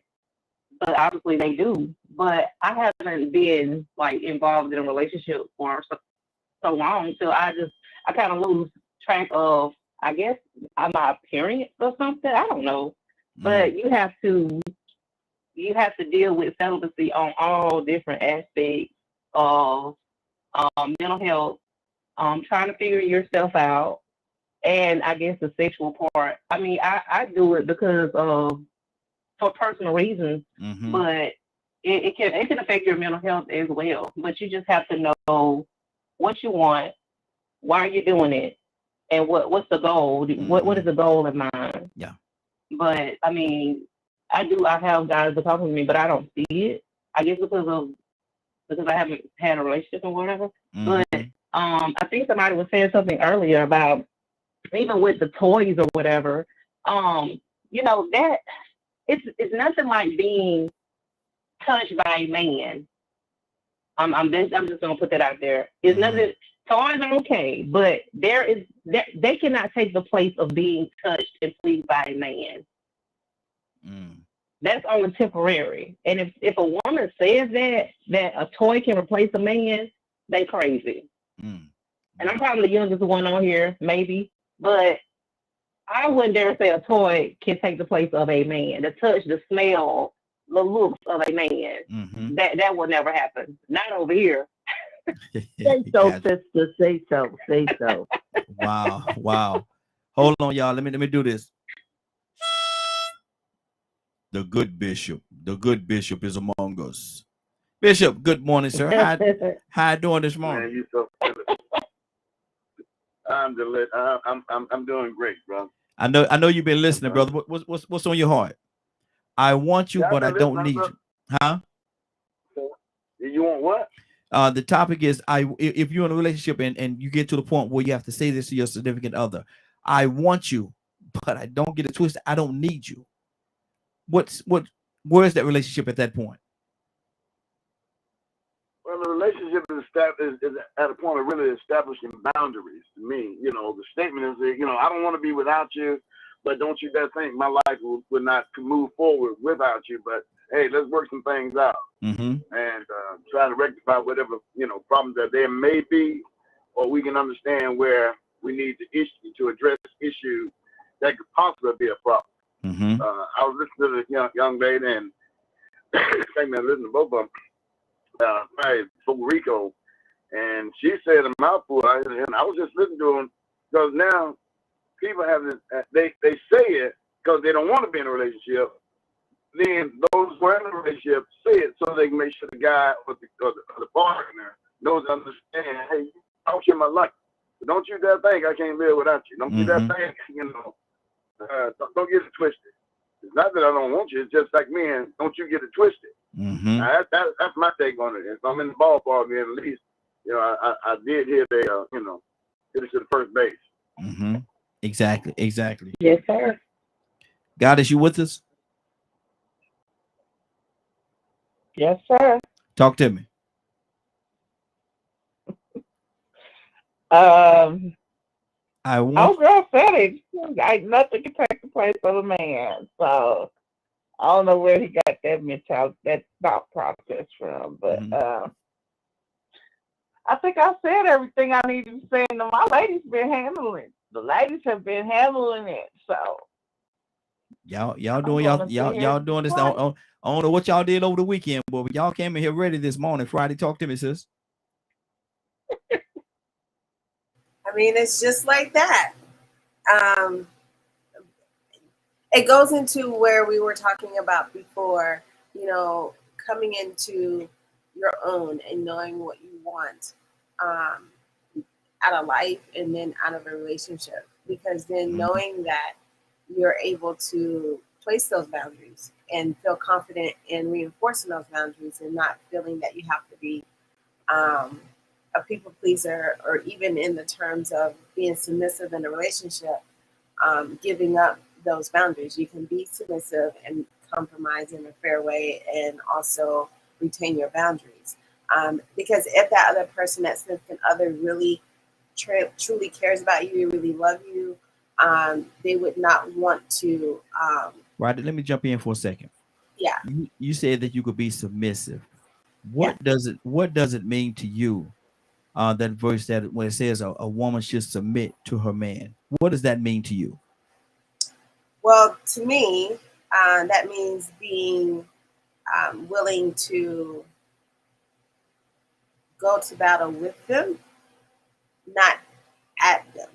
Mm-hmm. So if I know that he's taking charge in terms of leading a household in a particular way, then as the helpmate, I'm going to then come up beside him to cover down in the areas that his attention doesn't need to be, so that he can put it somewhere else. For example, I think that a lot of times the term gets a lot of misconceptions and gets thrown around like, I have to hold my head down and yes, master. I think it's a respect thing, and to the sense that, much like Sarah, I would want to call him Lord, not because he's just being vindictive, manipulative, or mistreating me, but because of the respect of the relationship. I say it like this: what's important to me should be important to him, and that should be his focus. So then that way, those things that are important to him are now my focus. So by me submitting to him and him to me in that manner, we're not missing out on anything that's important to each other. Good deal. Good deal. Rico, what's on your heart, man? We're talking about the woman submitting to. What does that mean from where you're sitting by, Rico, where it says woman should submit to her husband? What does that mean to you, Rico? I mean, don't be so combative. It don't mean that you have to be just completely passive or docile all the time, but at the same time, when things are getting heated, it might help to submit, because if they get too heated, you might not be able to physically stop this man. And see, that's what happens between human beings sometimes when they have disagreement. Whether it's a man or a woman, if you ain't careful, that thing might turn physical. So it might be wise for you to, depending on what it is, for you to submit. He said he's tired of you cheating and calling this man. It might be wise for you to submit to that request, that you start carrying yourself like the woman that he thought he was getting with. We can go in so many different directions with this. What I'm saying? I think, man, to be honest with you, the last 30 minutes to speak on submission, man, that could be 3 hours in itself, because some people might take that the wrong way. Then some people could come back and make all the sense in the world, because they still have that type of balance to understand that it don't have to be extreme submission, but it don't have to be non-submission either. That's good. See, with some people, we don't know this balance, man. We lacking this balance. You know what I'm saying? We got this either-or mindset, my way or the highway mindset. You gotta have it now, not a now or never mindset. So we don't understand that balance. So you have, like I said, now we living in a situation where we have these older grown people that are single. I saw a video where this woman was talking about all the old men that was up in the hospital for heart disease in bad shape, didn't have nobody to call on for an emergency contact, no significant others. Spent all our best years being players, no strings attached. I feel like I'm in that same situation, but then with the other shoe, women in the same shape. Exactly. And time is drawing near, and the pool and the water in the dating pool is getting muddier. Good deal. Good deal. Because everybody that's in that pool, they decided to keep on swimming and playing longer than they should have. Most of the people made the wrong decision. You know what I'm saying? Had the wrong requirements, so many different things. So, man, I think when it comes to talking about submission and submitting to a man, I think that's a discussion that might take another 3 hours in itself. Yes, sir. Yes, sir. let me do this right here, and I'm gonna go to Cassandra, but I'm gonna put something out there from what Rico just said. And I know my brother, man, he did not, when what he said, he did not mean it in this way. But I know that some ears may have heard what they heard, and twisted or turned it or whatever. Cassandra, there may be somebody out there that heard, and like I said again, I gotta, I'm standing in the gap for my brother. I know he didn't mean it this way, but some people may have took what he said and that a woman should know when to sit in that corner and shut up and not say nothing. What do you say to that? Yeah, no, I didn't take it. I didn't take it like that. Because you know if Rico, you and you know listen he to didn't mean it him, that way. Because you know Rico, and you know he didn't mean it that way. But I'm saying, what about the yeah, person no, that may no, have? but you Yeah. can take it. No, people hear what they want to hear. If you listen, that's why we have to listen to the entire conversation that the person has, and then you get a better understanding of what they were saying. Mm-hmm. I personally have never had a problem submitting to my husband Mm-hmm. because I know that he has my best interest at heart. And this is what I have always told women when I taught classes, whatever. The thing that we have to do, that if there is a decision that you guys just cannot agree on, let him go ahead and make that decision. Mm-hmm. Even if you feel like you know it's the wrong one, because what happens when things go to the left, who is he going to blame? Mm-hmm. He has nobody to blame but himself, Yeah. because you submitted to him and allowed him to make the final decision. That's just me. That's what I've always done. Submission comes out of love and respect, Mm-hmm. not out of fear or anything like that. It comes out of love and respect. We submit to Christ, and I'll submit to my husband as he treats me the way that Christ wants me to be treated. It's all in, baby. What can I do? What do we need to do to make this work and make it good? Absolutely, absolutely. I always did that, even though the man did what he wanted to do, but I always did that. Mm-hmm. Good deal. Willow, what's on your heart, sis?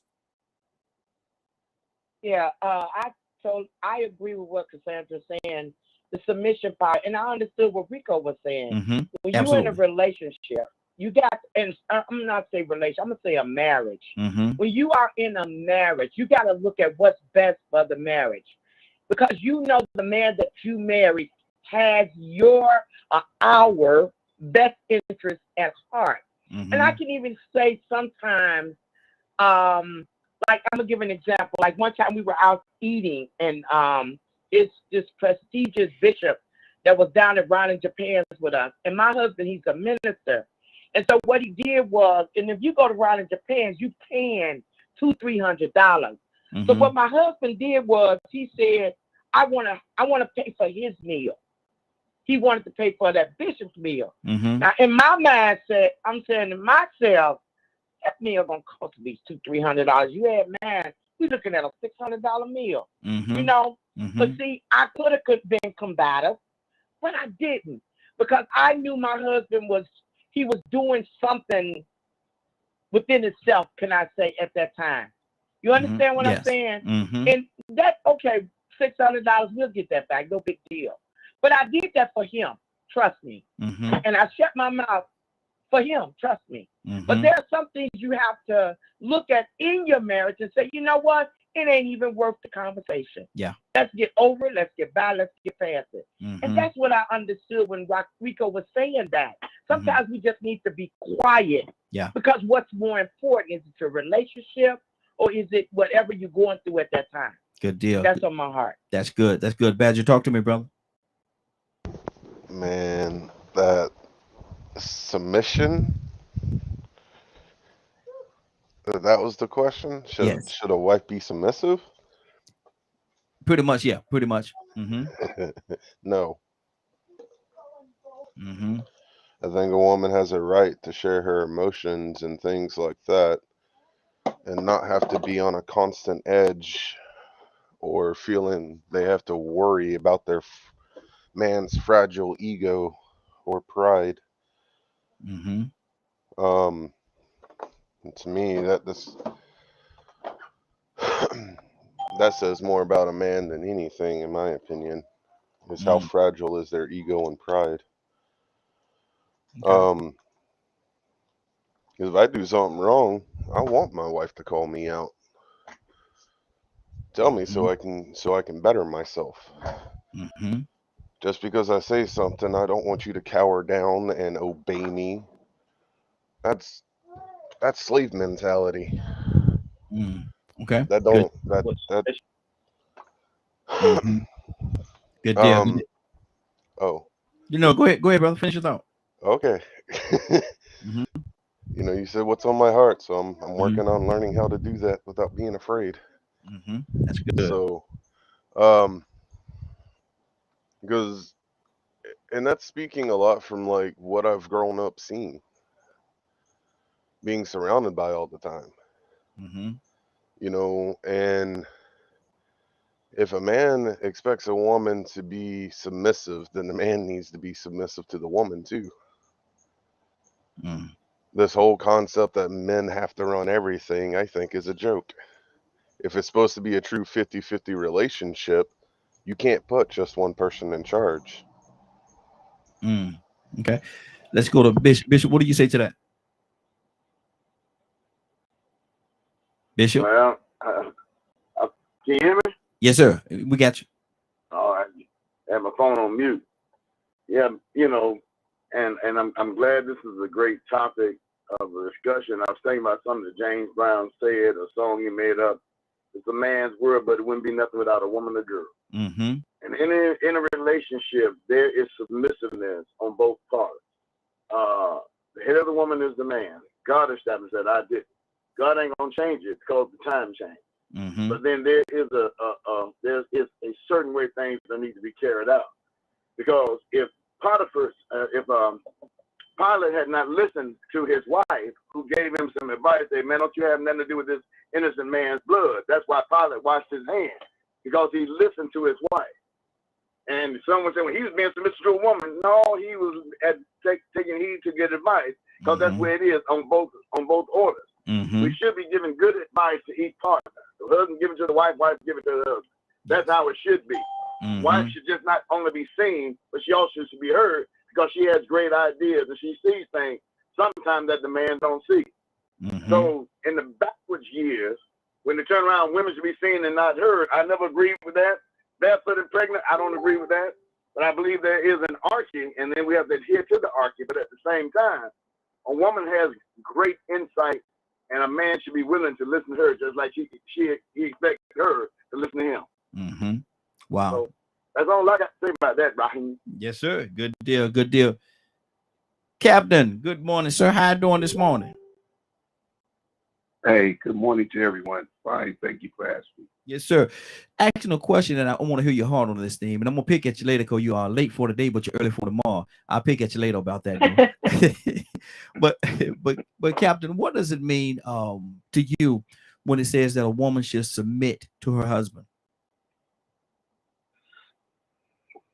Well, I think that we take out of its context. I think that when we hear the word submit, we think that women should be subservient to men.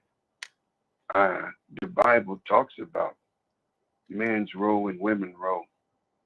Men, be good to your wives, wives be good to your men. He'd even say, slave, be good to your masters. Mm-hmm. But, the key to a woman submitting is she's not designed, or she was not created by God to submit to a fool. She just was not designed and created by that. God made woman the helpmate. And the word is help meet. Mm-hmm. Well, what is she to help me meet? She helped man to meet his goals and aspirations of what God intended for him to be. He gave her the woman to help him to meet that. She was not designed to help him to meet, to become a fool. Mm-hmm. So she don't have no problem. You don't have to tell a woman to submit to a real man. Mm-hmm. That's in her. Oh, come on, Captain. He's doing what he's supposed to do. That ain't even a conversation. Mm-hmm. So we have women. The Honorable Elijah Muhammad said, the home is the woman's base, but not necessarily her place.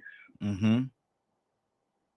So she is the other half of man. And matter of fact, I heard Badger, talk about a 50-50. Well, I have to differ with that. I'm like my man Teddy Pendergrass. I don't want a 50-50 love. Mm-hmm. I want to be a man that I'm in total and respect of her and provide for her every need. I'm sorry. I want to pay the cost to be the boss. Mm-hmm. You got a 50-50 love, then you got to listen to 50-50 what she got to say. And even most of the time, she's right on point. But if you doing the right thing as a man, you have to tell her to submit. She loves to. Mm-hmm. I was telling a woman the other day, sisters was in my home, we see visiting my wife. I said, I have not worked for the Caucasian man for 45 years. I don't know what it's like punching the clock.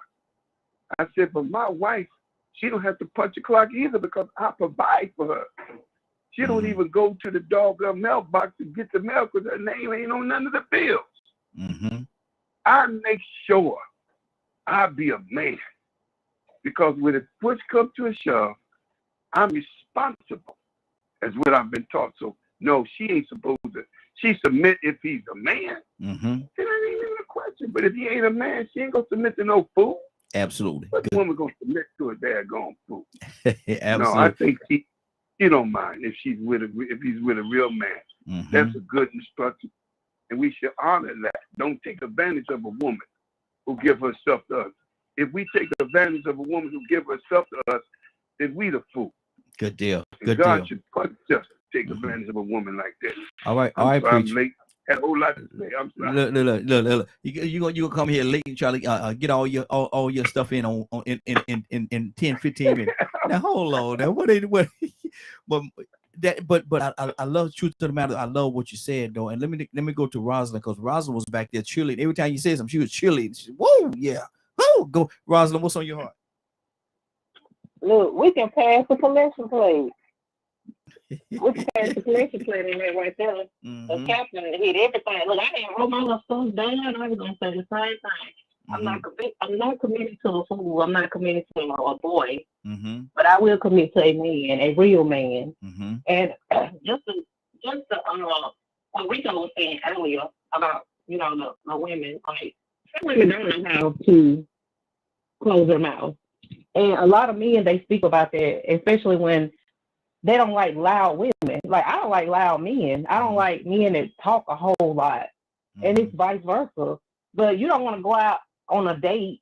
You're in a casual restaurant and she's loud and ghetto and won't shut up. Like, that's annoying. Mm-hmm. And I understand what he's saying about that because I have a lot of friends that's like that. I'm not like that, but they are. Sometimes I have to tell them, sometimes just listen. Close your mouth and listen. Mm-hmm. But as far as like being submissive, I'll be submissive to a real man, not a boy. Exactly. I mean, I feel like if you can sit down and have a conversation, even I don't like to argue, and I don't like to raise my voice because I'm very soft-spoken. So if we can converse and communicate when we run into issues, and we can sit down, that's both of us being submissive because we can sit down and talk our problems out. But if you're talking loud and being argumentative, that's not going to work. We're not going to get anywhere. Mm-hmm.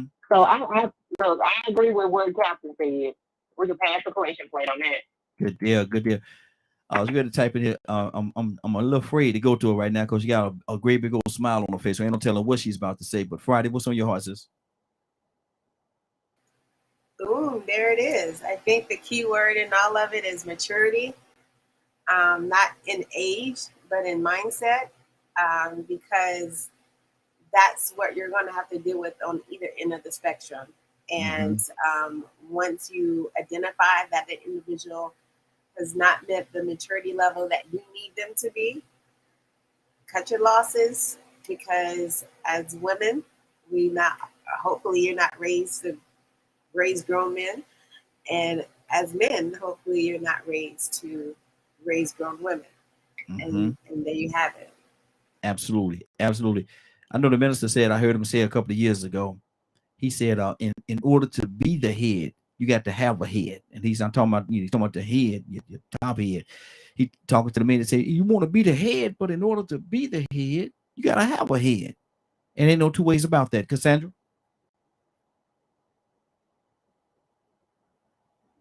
Cassandra, you there? Cassandra, I'm about to say it to you. Wake up and go to sleep. Wake up and I'm go. here. Okay. What's on your heart, sis?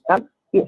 No, I totally agree. You know, see, and I think this has been an issue when people hear me, and because I'm very outspoken, I'm loud sometimes, but when it comes to my relationship, you can speak to my ex-husband right now. I've been married twice. One of them is dead, and the other one, you can talk to him right now.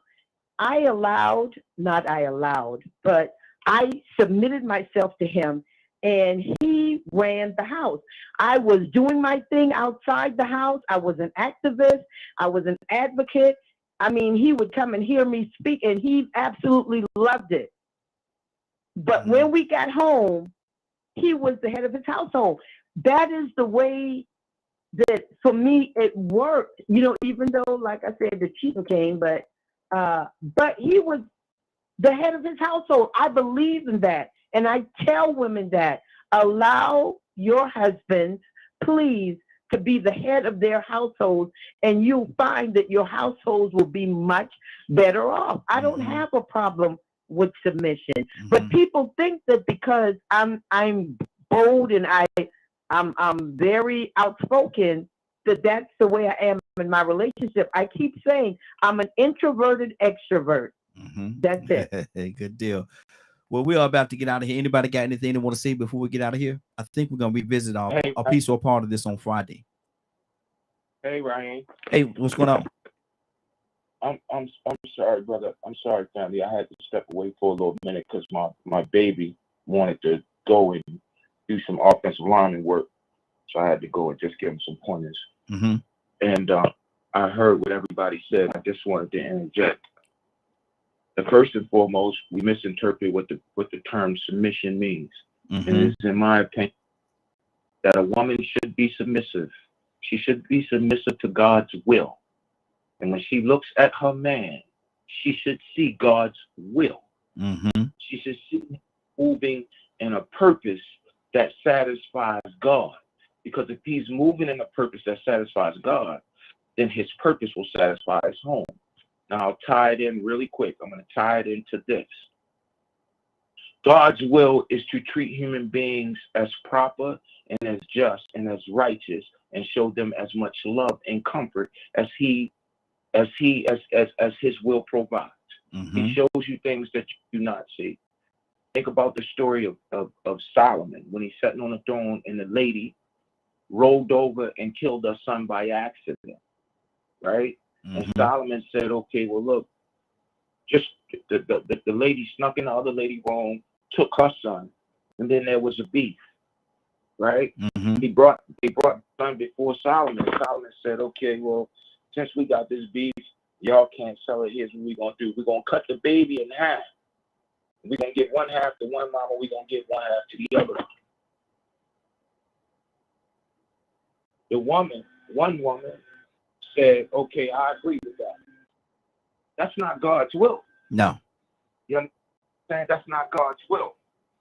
The other woman submitted to the will of God and said, no. We're not going to go there. Just go on and let her have it. To forsake herself and how she feels about her kid, her child. To forsake herself and say, no, if that means I got to be without this baby so that it'll live, then that's God's will. Maybe she's a better mama than me. I don't know.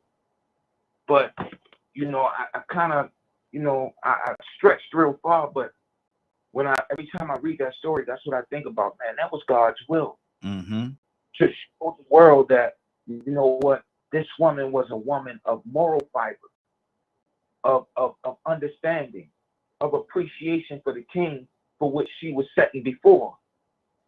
So, it's my opinion that a woman is not supposed to be submissive to a man. She's supposed to be submissive to God's will. Good deal. And she is supposed to see God's will daily in the man for which God has brought before her. Good deal. Good deal. Rico. Right there. Absolutely. Rico, what's going on at 3 o'clock today, sir?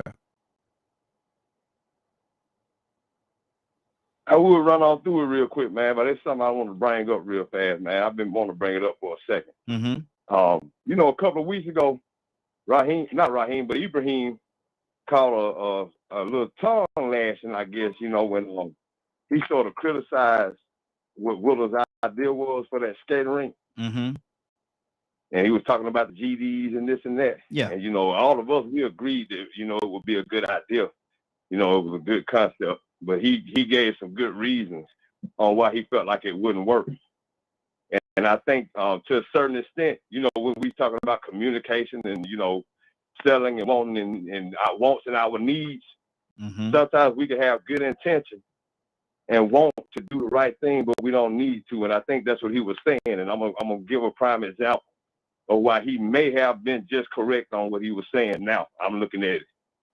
I saw a disturbing video last night of some young brothers walked up in the church and robbed the pastor in the pulpit with the congregation out there watching. Yep. That's all. Yep. Mm-hmm.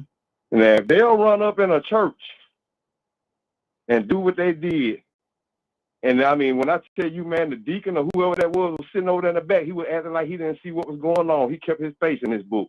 Mm-hmm. He had like he heard somebody preaching and reading a sermon, reading some verses.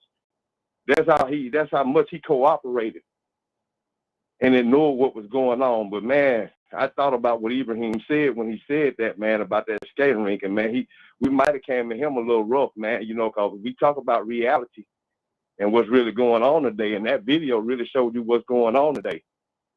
That would have to be something different done with what she was saying to prevent what he was bringing up. I just want to bring that up, man, because everybody sort of came to him pretty hard that day, man. And, I did too. I didn't really agree with what he was saying, but after seeing that video last night, man, hey, I don't think I opened up nothing but a bail bonding office in the funeral home up there.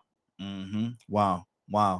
What's going on at 3 o'clock? With that being said, if you missed today's show and would like to see or hear the rebroadcast in its entirety, you can tune in at 3 p.m. Eastern Standard Time on www.dkmmediagroup.com. Good deal.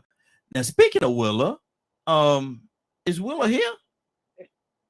Speaking of Willa, Raheem, let's go. What is Let's go, Raheem. Are you ready? Raheem, yeah. Let's go. I am ready. You know what, Willa? I'm ready this morning. You know what, Willa? Yes, sir. Let's go. Let's go, Raheem. Let's go. Father, I thank you so much. First of all, I thank you, Lord, for allowing us to get up this morning. Father, I thank you so much for the relationship that we have with you, oh Lord. Father, I know that you was in the presence of these conversations, Lord. Father, because you said it in your word, that you made the woman to be the helpmeet, oh Lord.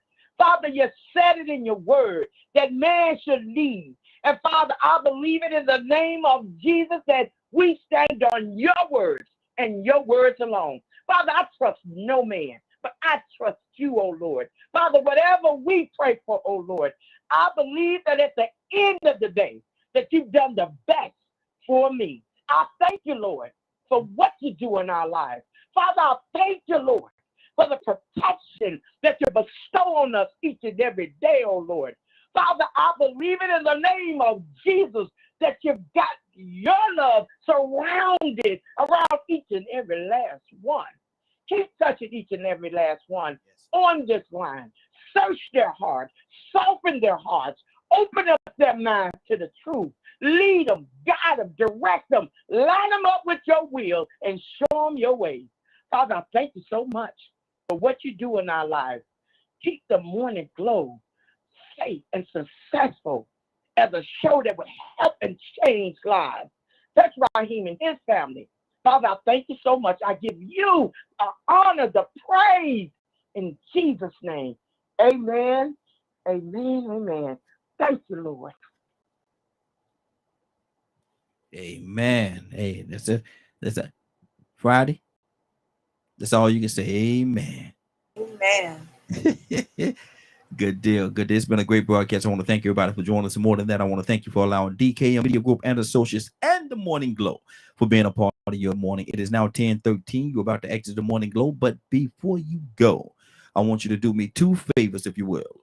One, I want you to continue to pray for us because we're certainly praying for each and every one of you. Number two, why this is real simple. I want you to go out there, find somebody and give them a hug because you never know. It could be the only hug that they get, or it could very well be their last. Love you, and ain't nothing you can do about it. Have a great day and a better tomorrow. Now we shine some of this light on you from the Morning Glow. Take it out there into this wicked and cruel world that we live in and let your light so shine. If you get an opportunity, give somebody some love. You just might find some love in return. Won't that be a beautiful thing? Have a great day. Take care of each other. And please, please, please be blessed. Love you. See you tomorrow. God say the same.